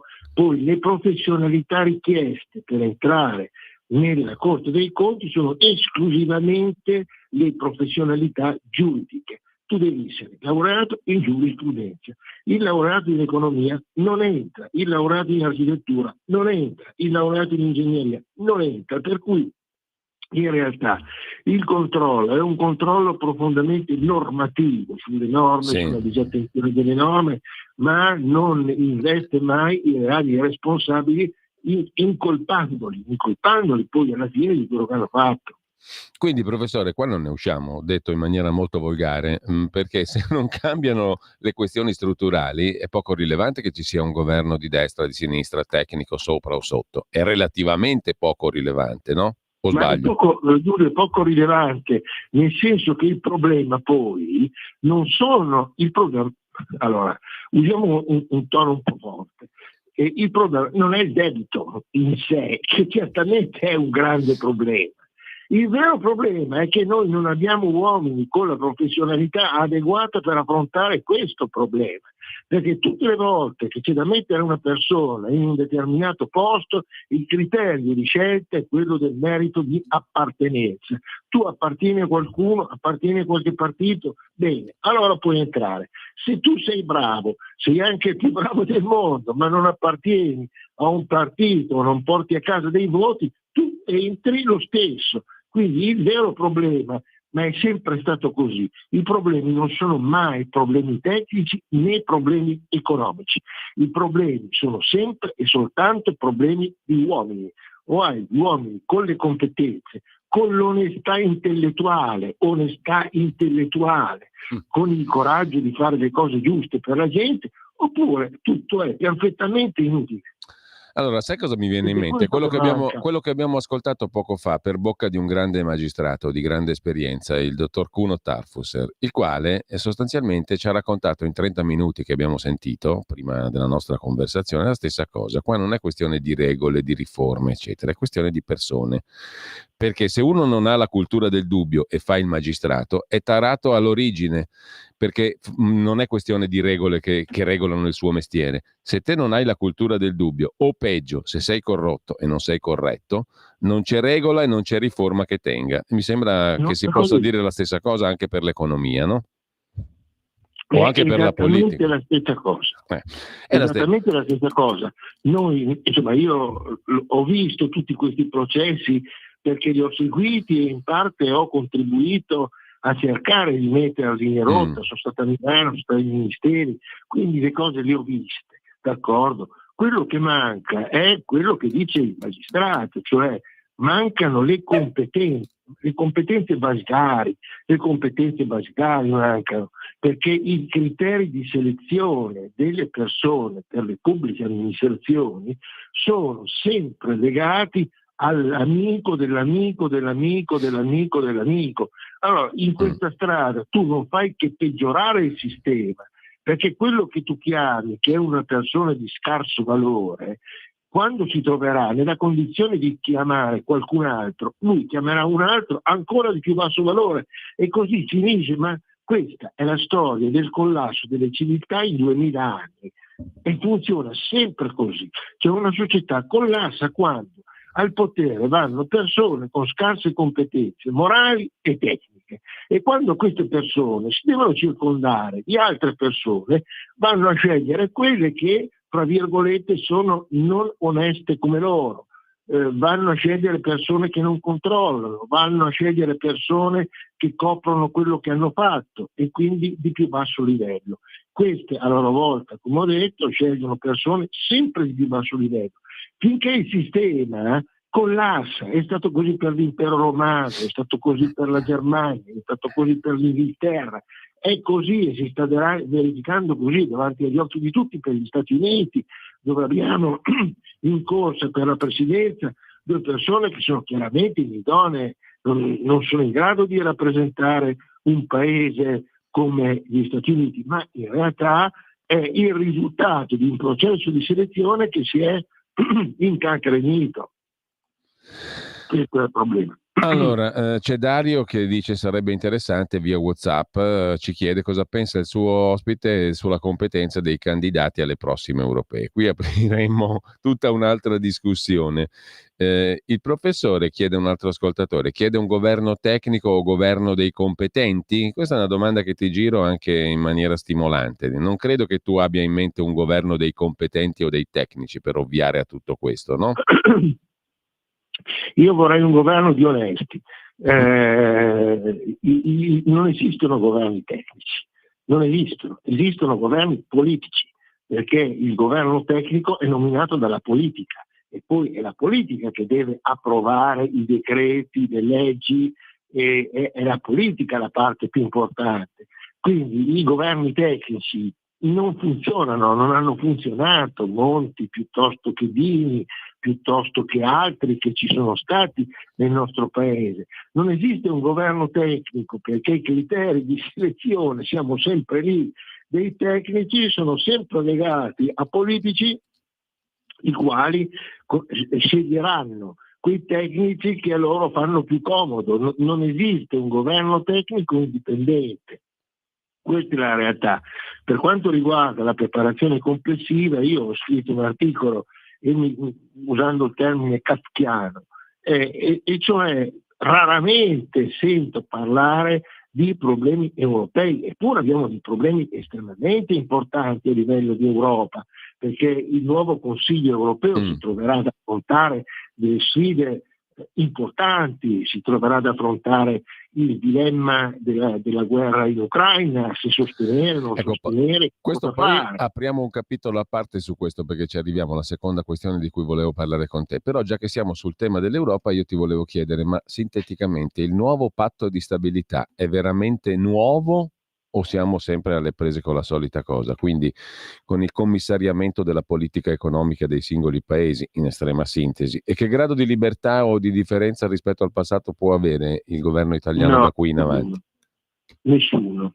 Il patto di stabilità nasce nel 97, quindi sarebbe ora di metterlo in pensione, ma prova ne sia che questo patto di stabilità che nasce nel 97 con quei due indicatori cardine, che sono il deficit sul PIL al 3% e il debito sul PIL al 60-70%, quello che è, non mi ricordo più ormai. 60.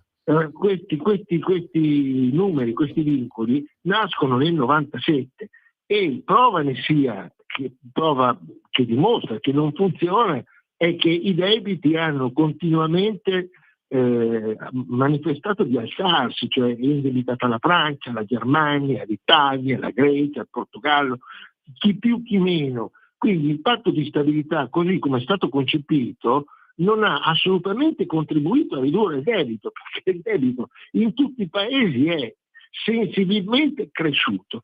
Poi le cause non sono necessariamente interne, ci sono anche delle cause esterne evidentemente, no? Ma il patto di stabilità così come concepito ha dimostrato in 23 anni, 24 anni, ha dimostrato di non funzionare. Questa è la realtà, perché chi doveva controllare non controllava, quindi andare a riproporre ancora questo modello senza avere una fantasia di capire che cosa devi fare, perché il problema che io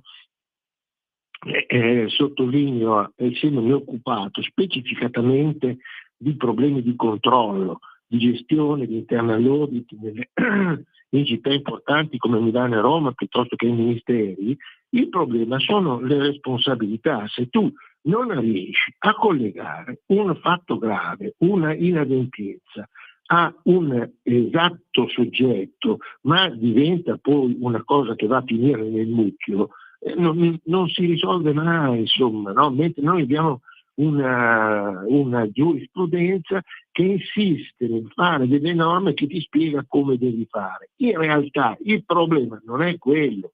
Il problema è che ognuno deve dimostrare, tra virgolette, che cosa ha fatto e che cosa non ha fatto. Non devi andare a dire come lo devi fare, ti devi rendere conto di che cosa hai fatto e in che modo l'hai fatto, mentre questa cultura non c'è. Quindi questo patto di stabilità non hanno la forza di cambiare, questi non hanno la minima fantasia. Abbiamo una Commissione europea che fa ridere oggettivamente, abbiamo una Ursula von der Leyen che sembra un funzionario del Pentagono, abbiamo come si chiama quella della BCE, la Lagarde è agli ordini della Fed, è stata messa lì al posto di Strauss-Kahn nel 2011 perché era manipolabile. La Lagarde è manipolabile e adesso sull'inflazione ha seguito fino a un certo punto la Fed, ma siccome l'inflazione in Europa ha cause diverse rispetto a quelle degli Stati Uniti, deve rendersi conto che deve abbassare i tassi, perché non c'è altro modo. Lei, continuando a mantenere questi tassi, manda in rovina il sistema, perché le cause non sono quelle che pensa lei, non sono le cause americane. Quindi negli Stati Uniti puoi curare l'inflazione aumentando i tassi di interesse, come si sta vedendo, e non riescono ad abbassarli perché l'inflazione non si abbassa. per via delle cause diverse. Da noi l'inflazione si sta abbassando e quindi non si vede per quale motivo non debba tagliare i tassi, insomma, no?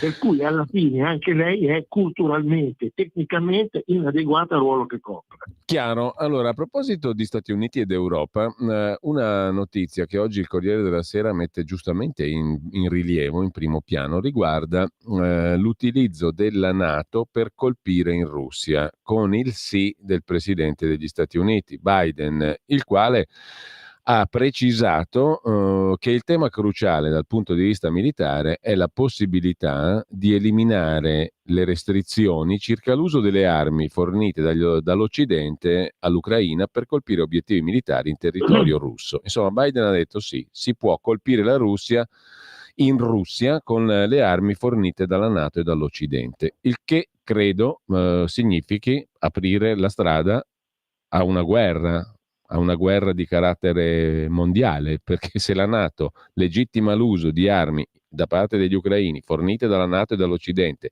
per colpire obiettivi militari in territorio russo, mi pare che si va verso una soluzione di guerra, o sbaglio? Ti vorrei rispondere con una riflessione di John Maynard Keynes, che diceva: contro la stupidità nessuno può fare nulla, nemmeno Dio può fare qualcosa contro la stupidità. Potrebbe mandare il figlio, ma non è tempo per i bambini. Allora, il problema è che qui Biden avrà detto di sì, mentre camminando incespicava e rischiava di cadere. Questa è la posizione di Biden. Allora, il problema vero della Russia è che innanzitutto se ci vanno a morire o se colpiscono è l'Europa e non gli Stati Uniti, che sono là in fondo e nessuno li va a prendere. Quindi mandare avanti gli europei, visto che si mettono in mostra come fa quel soggetto non veramente attendibile come Macron, o Scholz, che è debolezza nel suo paese, oramai politicamente è in caduta libera anche Scholz e Macron anche, perché la Le Pen lo sta sovrastando dal punto di vista dei sondaggi elettorali. Ora, questa situazione dell'Ucraina nasce nel 2014, questa è la realtà, è una guerra iniziata nel 2014, ma i fatti lo dimostrano. Il vero problema, due sono i problemi che hanno gli Stati Uniti e in parte Israele. Il primo problema è come annullare l'Iran, perché il vero problema di fondo di tutti questi anni, dal momento dell'11 settembre in poi, è stato come arrivare all'Iran per poterlo destabilizzare. Il secondo, e questo è stato il primo problema, il secondo problema è diventata la Russia. Perché è diventata la Russia? La Russia, sino a un certo punto, diciamo sino al 2010, eccetera, era passata sottotono, tant'è che persino Berlusconi aveva invitato Putin ad allearsi, ad entrare nella NATO, quindi c'era una disponibilità nei confronti della Russia da parte del G7. Che cosa è successo? È successo che nella ricerca continua di assaltare, di creare le condizioni per attaccare l'Iran, nel 2013, dopo aver tentato in vari modi con l'Iraq, con l'Afghanistan, con la Siria, a un certo punto la Siria ha cominciato a difendersi grazie all'intervento di Putin, che si è stabilizzato con delle basi militari in Siria. Che cosa succede nel 2013? Nel 2013, io questo l'ho scritto, chi vuole andare a vedere un articolo dal titolo Le coincidenze inopportune, nel 2011, nel settembre del 2013 su Panorama. Che cosa avevo osservato? Che in agosto del 2013, primo d'agosto, Ben Bernanke, governatore della Fed, aveva detto che avrebbe smesso col quantitative easing, cioè di stampare carta moneta. E lì nel frattempo vengono suggeriti i sostituti di Bernanke, che sarebbe poi capitata alla Yellen. Fuori che alla fine del mese di agosto Bernanke dichiara che ritorna a fare il quantitative easing esattamente come prima. Allora io mi sono chiesto, ma cosa è successo nel mese d'agosto da spingere il governatore della Fed a cambiare a 180 gradi una decisione, quando nel mese di agosto sostanzialmente non c'è poi tanti problemi, non c'erano problemi tali da mettere in discussione questa scelta, però era successa una cosa che a molti era scappata, e cioè che gli Stati Uniti, la Francia e l'Inghilterra avevano cercato di dichiarare guerra alla Siria, perché dicevano che Assad aveva fatto scoppiare una bomba chimica a Damasco, e quindi si erano attrezzati per attaccare la Siria, che sarebbe stato il passaggio per arrivare all'Iran, che è confinante con la Siria. A questo punto cosa succede? Che interviene l'ONU per bloccare, ma l'ONU conta per quello che conta. E interviene Putin dicendo: signori, io ho le prove che sono stati gli altri, non è stato Assad a fare questo attacco, per cui la guerra in Siria salta per colpa di Putin, e lì Putin diventa un problema, per cui a novembre-dicembre del 2013 Obama nomina come responsabile dei rapporti est-ovest Victoria Nuland. Victoria Nuland è una neoconservatrice legata a Dick Cheney, e quindi legata alla guerra del Kosovo, alla guerra dell'11 settembre, dell'Afghanistan, dell'Iraq, scusate, e manda la Nuland in Ucraina per operare in modo che cada il presidente formalmente eletto, Poroshenko, per metterne un altro a loro piacimento, e ricominciano i movimenti di insurrezione nella piazza di Maidan, dove i rivoltosi vengono armati progressivamente e lì inizia una politica anti-russofona. Quindi in una zona russofona si interviene vietando l'uso della lingua russa, nei libri di scuola non si usa la lingua russa. Quindi è iniziato un processo che Kissinger nel 2014, esattamente nel 2014, diceva che non c'era soluzione, che in una situazione in cui l'Ucraina esistono situazioni dialettiche e dialettali diverse, religiose diverse, perché ci sono gli ortodossi di un tipo e quelli di un altro, e quindi dove non c'era una uniformità, l'Ucraina non ha un'uniformità culturale, Kissinger diceva che sarebbe stato necessario per risolvere il problema dell'Ucraina fare che cosa? E cioè più che annettere, lasciare che il Donbass fosse vicino alla Russia e la Crimea anche, e si sarebbe risolto il problema. Questo lo diceva Kissinger nel 2014. Il Papa recentemente, anche lui, tra le tante cose che dice, però questa ha detto la NATO è venuta meno agli accordi non scritti, peraltro, tra Gorbaciov e Reagan, che non si sarebbe avvicinata alla Russia, e il Papa ha detto giustamente la NATO si è avvicinata troppo alla Russia. Quando tu hai la possibilità di avere dei missili che ti sparano in casa, come è successo a Cuba con gli Stati Uniti, tu mandi il tuo esercito a contrapporre il rischio che ti vengano a bombardare in casa. Poi di lì tutto è peggiorato, e alla fine una situazione che poteva essere risolta politicamente, se ci fossero stati dei politici in grado di farla, è diventata una guerra, perché Putin ha illegittimamente invaso l'Ucraina, insomma. E adesso noi siamo qui a parlare di guerra, professore. A parlare. Io trovo veramente stupida questa cosa qua, insomma. L'accettazione che tu hai fatto di Keynes all'inizio mi sembra da incorniciare. Io sono costretto a chiudere la nostra conversazione per ragioni di tempo, però la riprendiamo perché settimana prossima, perché merita un approfondimento. Hai fatto un quadro molto sintetico ma molto efficace, e da lì ripartiamo. Io ti ringrazio. Grazie al professor Fabrizio Pezzali. Grazie a voi tutti, in bocca al lupo. Sì, è il caso di dirlo. Sempre più liberi con La tua radio è il nuovo sito che mette in prima pagina opinioni, firme, notizie, uno sguardo nuovo e originale sui fatti che ci circondano. Il nuovo quotidiano online, semplicemente radiolibertà.net.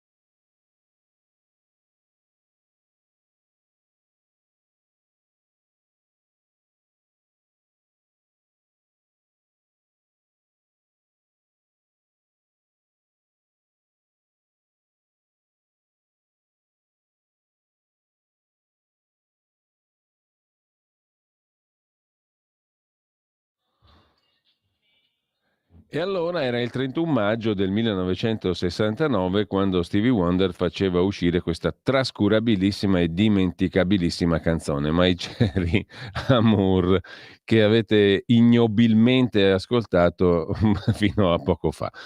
Allora, lasciamo perdere le stupidaggini, torniamo alle cose serie. Cosa succede quando uno frequenta un cane da guardia del potere? Che impara a mordere, e se impara a mordere diventa pericoloso o pericolosa, come in questo caso. Io non ho paura, dice Francesca Fagnani dalle impareggiabili colonne della Stampa, pagina 18. La giornalista televisiva, nonché consorte di uno dei più celebri cani da guardia del potere del giornalismo italiano, minacciata e insultata dalla malavita romana per le sue inchieste. Il prefetto ha disposto la vigilanza attivata a casa e sul lavoro. Anche il cane da guardia, quindi sarà vigilato dalla vigilanza attivata dal prefetto. E sempre che condivida con la consorte l'abitazione, non è detto. Comunque ci importa poco. Sono tranquilla, dice Francesca Fagnani alla Stampa, ho fatto solo il mio lavoro di cronista basato sugli atti giudiziari. Andiamo ad altro argomento. Pagina 7 di Avvenire, decreto flussi per l'immigrazione, soltanto il 23% è in regola, più lavoratori stranieri precari, cooperative fallite, datori di lavoro scomparsi, aziende chiuse. Negli ultimi 2 anni le situazioni in cui i meccanismi non hanno funzionato si sono moltiplicate. La questione è molto scottante e rilevante perché riguarda la gestione all'italiana del fenomeno immigrazione. I casi di persone di cui non si riesce neanche più a rintracciare il datore di lavoro sono tanti. Cooperative che sono fallite, datori di lavoro morti, aziende che hanno chiuso. Se passa così tanto tempo è inevitabile che quell'opportunità di lavoro si evolva. Cioè in pratica le cosiddette, o meglio, i flussi stabiliti dall'omonimo decreto, il decreto flussi, non rispecchiano più la realtà. Perché ci sono persone che non sono più rintracciabili, le cooperative che sono fallite, appunto, i datori di lavoro che sono morti e quindi tu cosa regolarizzi? Una roba che è vecchia di anni e che non c'è più. Chiara opera in un ente della società civile e descrive con le parole che abbiamo appena letto la gamma di situazioni che si creano quando il meccanismo di esame delle domande di lavoro legate al decreto flussi rallenta o si blocca. Perché a ora che le esaminano passano anni e quelle cose là non ci sono più, quelle situazioni di lavoro che dovevano essere regolarizzate. Un meccanismo che, denunciano le associazioni che partecipano alla campagna Ero Straniero, a dispetto delle intenzioni rischia di produrre un fallimento, perché nonostante siano state introdotte procedure semplificate, si rivela ancora un sistema rigido e farraginoso, che non solo continua a essere insufficiente rispetto alle richieste del mondo produttivo, ma conserva storture e criticità profonde che finiscono per creare a loro volta irregolarità e precarietà. Una cosa assurda, tu fai il decreto flussi per regolarizzare e crei irregolarità e precarietà. Analizzando i dati ottenuti tramite l'accesso civico ai Ministeri di Interno, Esteri e Lavoro sugli esiti dei decreti flussi per gli anni 2022-23, il dossier, denominato I veri numeri dei flussi, presentato ieri al Senato, certificando ad esempio che nel 2023 le domande di ingresso per lavoro sono state 6 volte di più rispetto alle quote fissate dal governo. Ripeto, nel 2023 le domande di ingresso di stranieri per lavoro sono state 6 volte di più rispetto alle quote e beffardamente però solo il 23,5% delle quote si è trasformato in permessi di soggiorno e impieghi stabili. Nel 2022 il tasso è stato del 35,3%. Migliaia di quote non sono utilizzate. Con l'esame dei dati gli analisti mettono a nudo diversi problemi del sistema. Intanto nel 2023 le domande sono pervenute nei click day ben 6 volte più numerose di quelle relative alle quote di ingressi stabilite. 462.000 istanze rinviate a fronte di 82.000 posti disponibili. Nel 22 erano state 209.000, più del triplo delle quote messe a disposizione. Questo vuol dire che con soglie di ingresso più alte si sarebbe potuto far entrare nel paese lavoratrici e lavoratori regolarmente e in sicurezza, corrispondendo alle richieste del mercato. Se si guarda poi agli effettivi rilasci dei nulla osta di ingresso, si scopre che migliaia di quote non vengono utilizzate. C'è poi un terzo passaggio complicato, il rilascio dei visti per l'ingresso da parte delle rappresentanze italiane nei paesi di origine. Anche questo è un meccanismo che funziona molto poco. Dai dati del Ministero degli Esteri emerge che al 31 gennaio 2024, rispetto a 74.100 ingressi previsti per il 23, risultavano 57.900 visti rilasciati e 10.700 rifiutati.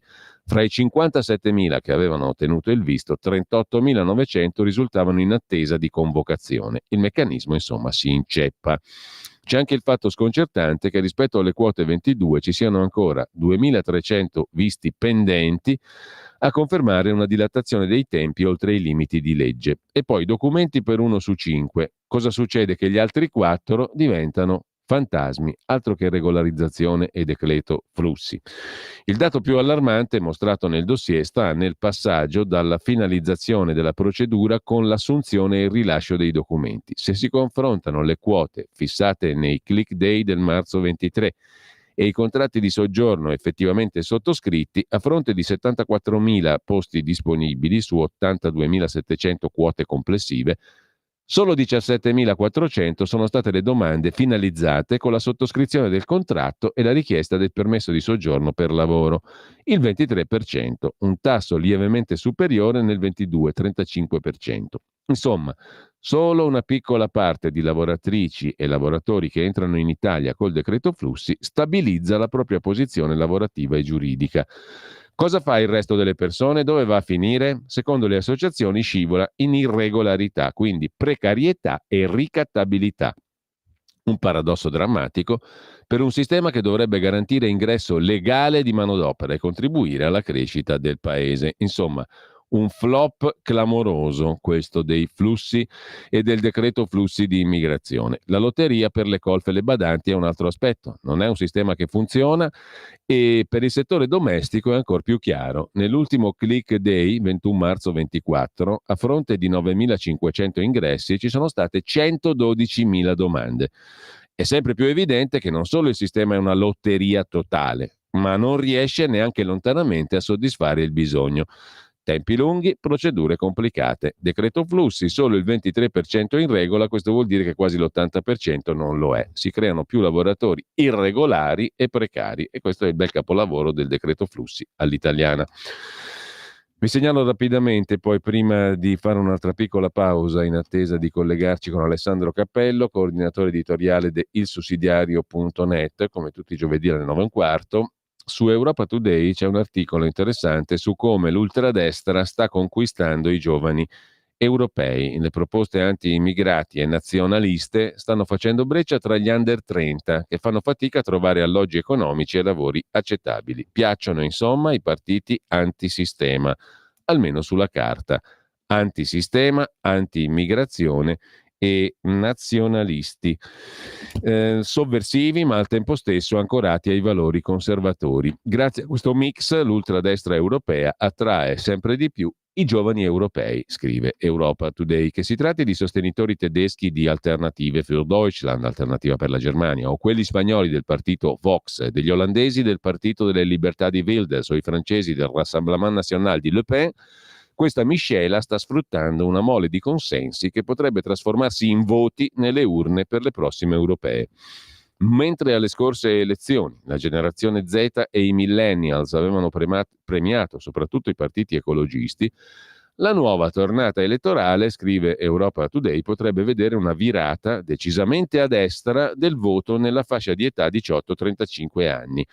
Quali sono le sirene che attirano così tanto ragazze e giovani adulti verso i partiti dell'ultradestra? Se nel 19 dominavano le preoccupazioni sull'ambiente e i cambiamenti climatici, la generazione attuale, post-pandemica, si sente più isolata, meno soldi in tasca, alloggi scarsi, prospettive economiche poco allettanti, un'Europa alle prese con la guerra in Ucraina, il conflitto in Medio Oriente e l'inflazione crescente. L'insicurezza, anziché spingere i giovani a ribellarsi ai sistemi economici disfunzionali, li sta orientando, scrive Europa Today con Alessia Capasso, sta orientando questa insicurezza ai giovani piuttosto che a ribellarsi invece a votare partiti che promettono di reinsediare una mitologica età dell'oro vissuta dai padri e dai nonni. Alcuni giorni fa ha fatto scalpore in Germania un video circolato sui social di un gruppo di giovani benestanti sull'isola di Sylt, una meta di vacanze popolare tra le fasce ricche della popolazione. Coi bicchieri in mano questi giovani cantano cori contro gli stranieri e invocano Germania per i tedeschi. Nella folla di giovani, uno in camicia bianca solleva il braccio e fa il saluto hitleriano. Atteggiamenti e discorsi che fino a poco tempo fa erano tabù o erano relegati ad ambienti isolati. Sono stati sdoganati grazie al partito di destra AfD, al vaglio dei giudici per numerosi casi di violenza, sia verbale che fisica. E lo Spitzenkandidat, l'eurodeputato Maximilian Krall di AfD, è finito in un vortice politico-mediatico a causa di rapporti poco trasparenti con Russia e Cina e poi per commenti pro-nazisti. Diciamo che comunque l'ultradestra, scrive Europa Today, sta conquistando i giovani europei.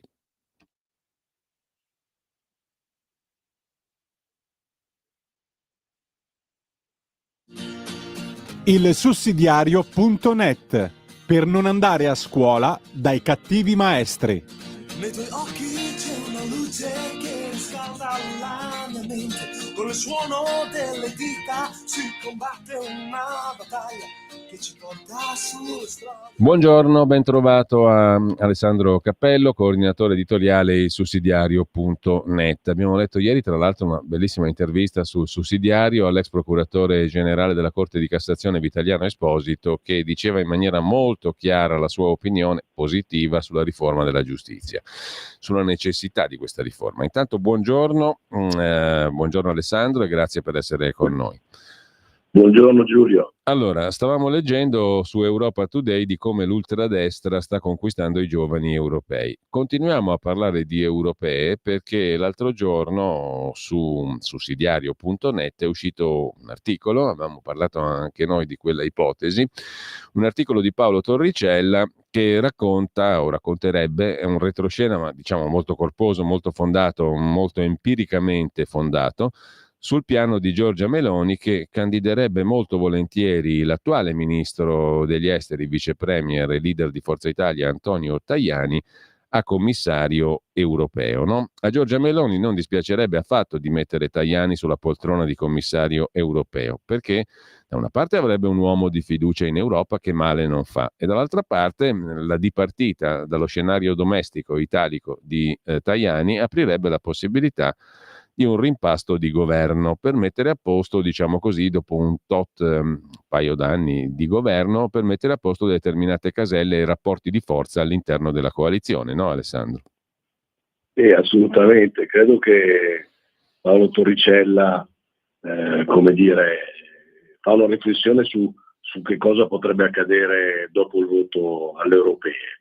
Evidentemente, giustamente in modo acuto osserva che la Meloni ha assolutamente bisogno di qualcuno in Europa che faccia di sua fiducia e che faccia l'interesse del nostro paese. E Tajani risponde, diciamo, a questo identikit in modo perfetto, anche perché facendo parte, come dire, della famiglia dei popolari, essendo molto stimato per la sua attività politica quando era in Europa, ecco, questo lo mette in condizione di essere, diciamo, il candidato perfetto, il candidato di cui la Meloni si potrebbe fidare ad occhi chiusi, ecco. E come ricordavi tu, questa, diciamo, ipotesi coglierebbe anche qualche altro obiettivo. Il primo, appunto, è quello di usare questa situazione per ridare slancio al governo facendo un robusto rimpasto e magari al contempo risolvere alla radice qualche situazione che nell'ultimo periodo ha imbarazzato il governo, in primis diciamo il ministro Santanchè. Ecco. Sì. Quindi ci sono tanti motivi per cui questa ipotesi potrebbe essere, come dire, positiva è realizzabile. Ecco, tra l'altro il nuovo assetto, diciamo così, europeo ancora è tutto da definire naturalmente, no? Ma tu cosa prevedi, Alessandro? Un cambiamento sostanziale degli orientamenti politici che hanno retto finora, per esempio, la Commissione von der Leyen, o un aggiustamento più graduale, più soft? Ma Ci sarà io, una guarda, rivoluzione secondo te nel voto o invece si andrà un po' in continuità? Per cui Tajani sarebbe, diciamo, perfetto, no? Sotto molti aspetti. ma sotto molti aspetti assolutamente Tajani potrebbe essere, devo dirti, anche un'ipotesi anche alla presidenza della Commissione per il tipo di curriculum che ha. Se ti ricordi bene, la von der Leyen non doveva essere 5 anni fa la Presidente della Commissione, avrebbe dovuto essere Weber. La von der Leyen uscì all'ultimo momento per le difficoltà di Weber. Quindi io penso che sarà molto difficile una continuità von der Leyen, anche perché la situazione, diciamo, dell'Europa è una situazione per cui serve qualcosa di più da un punto di vista dello spessore politico. Ci sono delle questioni così drammatiche che vive la nostra Europa che serve qualcosa di più importante. Ecco, tra l'altro il pezzo di Torricella si conclude con un scenario molto suggestivo, no? Tajani non vede l'ora di mettersi da parte dalla scena nazionale per tornare a Bruxelles e poi da commissario europeo potrebbe anche avere l'idea di entrare in futuro nella partita post Mattarella, cioè presidenza della Repubblica. Adesso qua stiamo ragionando di fantapolitica naturalmente, però è suggestiva questa prospettiva. Ma certo, diciamo che Tajani in Europa vorrebbe dire comunque, diciamo, tirarsi fuori dal lavoro quotidiano e dai problemi del nostro paese, quindi, come dire, azzerare gli eventuali conflitti con altri partiti, sia di maggioranza sia di opposizione. Quindi in qualche modo andare in Europa vuol dire farsi interprete dei bisogni del nostro paese e in qualche modo, come dire, mettersi in condizione di essere considerato per il dopo Mattarella. Credo che possa essere sicuramente uno scenario possibile. Ecco, a proposito di scenari europei, naturalmente entriamo nell'ultima settimana di campagna elettorale.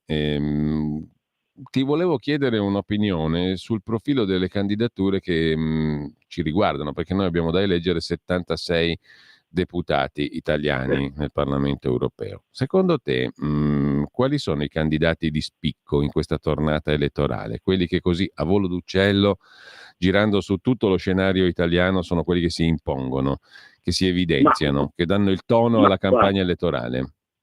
Sì, ma guarda, io anche per una questione personale ho cominciato un po' ad approfondire, ma anche solo restando, diciamo, visto che siamo su Radio Libertà, diciamo alla lista dei candidati nella mia circoscrizione nord-ovest, qui ci sono dei candidati molto molto interessanti per il lavoro che hanno fatto, e basta andare a vedere i dati, voglio dire la Tovaglieri, Alessandro Panza, ma lo stesso Vannacci, sono candidati importanti, ma il coraggio di Salvini di mettere una donna a capolista di questa circoscrizione nord-ovest come Silvia Sardone, che sono andato a vedere, Silvia Sardone ha il 97% di presenza in aula, 181 interrogazioni parlamentari, 122 interventi in plenaria. Cioè, questo significa che c'è chi lavora veramente anche duramente per rappresentare gli interessi del nostro paese e quindi merita molta attenzione. Se uno vota Lega, questi meritano il voto, perché sono persone che fanno l'interesse del nostro paese e che lavorano davvero in modo, come dire, efficace, efficiente, duramente. Quindi solo per stare, diciamo, No, tu non fai parte della schiera degli scettici, diciamo, dei delusi, diciamo che basso profilo, quelli che guardano dall'alto in basso, no? Gli snob. Ma no, assolutamente. Io credo che davvero anche chi ci ascolta, sicuramente chi ci ascolta si rende conto di come è importante andare a votare, è importante soprattutto in questo momento, perché l'Europa, di fatto quello che si decide in Europa ha un'incidenza importantissima sul nostro vivere. Pensiamo solo alla questione della casa green, a tutte le decisioni sull'industria automobilistica, che poi hanno ripercussioni sulla nostra vita. Quindi è importante andare a votare, è importante scegliere candidati che, come dire, ci rassicurino che sono lì per fare gli interessi del nostro paese e dare forza a quei partiti, come dire, sensibili ai bisogni del popolo, del nostro paese. Allora, Alessandro, a proposito di donne, tu hai parlato di Silvia Sardone, capolista della lista della Lega Circoscrizione Nord-Ovest. A proposito di donne, l'ha messa sul femminismo Ma anche... sì, perché mi ha impressionato questi dati che ho letto, come dire, di presenza, Sì. 97% di presenza in aula. Significa che persona che è impegnata, ma 24 ore al giorno sui temi che interessano il nostro paese. Era solo per questo. Tra l'altro con un riflesso invece molto poco evidente nella cronaca, non lo sa nessuno in soldoni, no? Ben poco sappiamo anche di questi dati e di questi numeri e di questo impegno. Comunque, detto per inciso, dicevo a proposito di donne perché anche il premier Giorgia Meloni l'ha messa su questo aspetto. Che cosa? Ha messo su questo aspetto? Il suo scambio, diciamo così, di battute con il noto gentleman, il presidente della giunta regionale della Campania, Vincenzo De Luca, no? Il quale aveva a suo tempo, per quanto in un fuori onda, dato un epiteto al Presidente del Consiglio. Lei ha ricambiato presentandosi ufficialmente in una scena ripresa a uso e consumo anche dei media, va detta la verità, presentandosi con lo stesso epiteto, e ne è nata tutta una specie di polemicuzza nostrana, no? Tu come l'hai vista questa storia? Di colore, tra virgolette.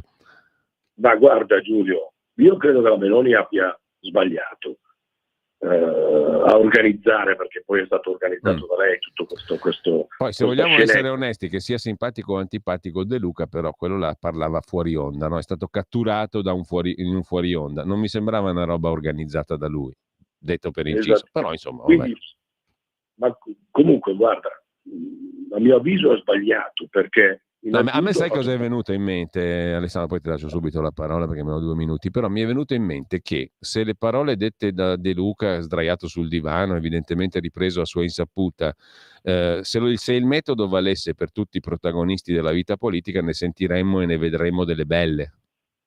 No, questo è sicuro, ma no, io ti dicevo che a mio avviso la Meloni ha fatto l'errore, perché ha fatto passare in secondo piano il motivo per cui era in Campania. Era Caivano per dare certo. ai giovani. Questa era la cosa più importante. Poi, in secondo luogo, appunto, come dicevi tu, in vesti istituzionali non ci si abbassa al livello di chi da tempo colleziona offese alle istituzioni, e da questo punto di vista non guardando se l'offesa va a una donna o un uomo, perché io mi ricordo ad esempio quello che disse De Luca a un uomo, cioè al ministro Fitto, quando disse che era un castigo di Dio, cioè una cosa molto buio Fitto. Esattamente. Poi, quindi io credo che animosità e rabbia non si addice a un presidente del Consiglio, soprattutto quando vive situazioni istituzionali. E poi, visto che appunto io sono Giorgia, io sono cristiana,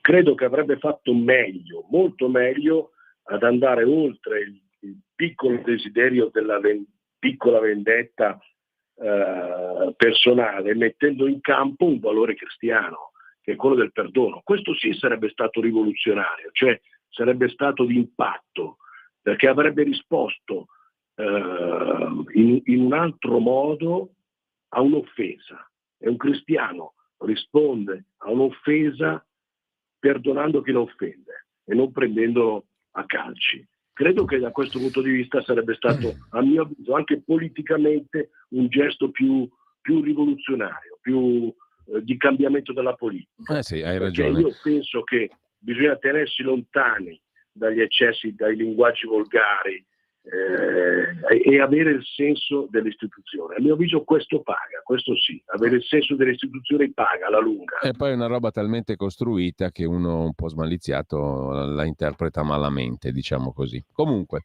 io ringrazio Alessandro Cappello, coordinatore editoriale sussidiario.net. Buon venerdì, buona fine di settimana e buon lavoro, Alessandro. Grazie ancora.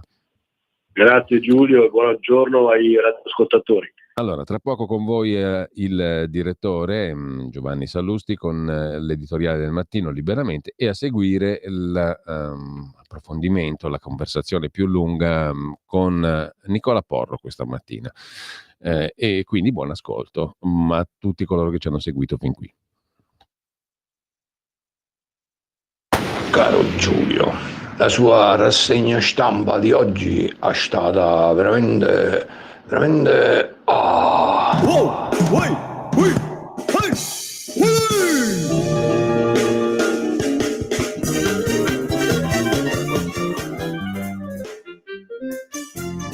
Perché la terra dei cachi è la terra dei cachi. Giusto? Troppo giusto! Esatto. Avete ascoltato la rassegna stampa.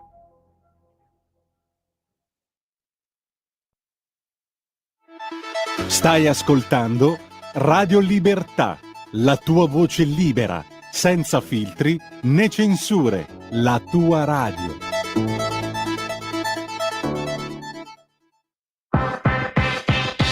Per interagire con Radio Libertà, inviaci un messaggio di testo, audio, video al nuovo numero dedicato a te, 340 6709 659 340 6709 659.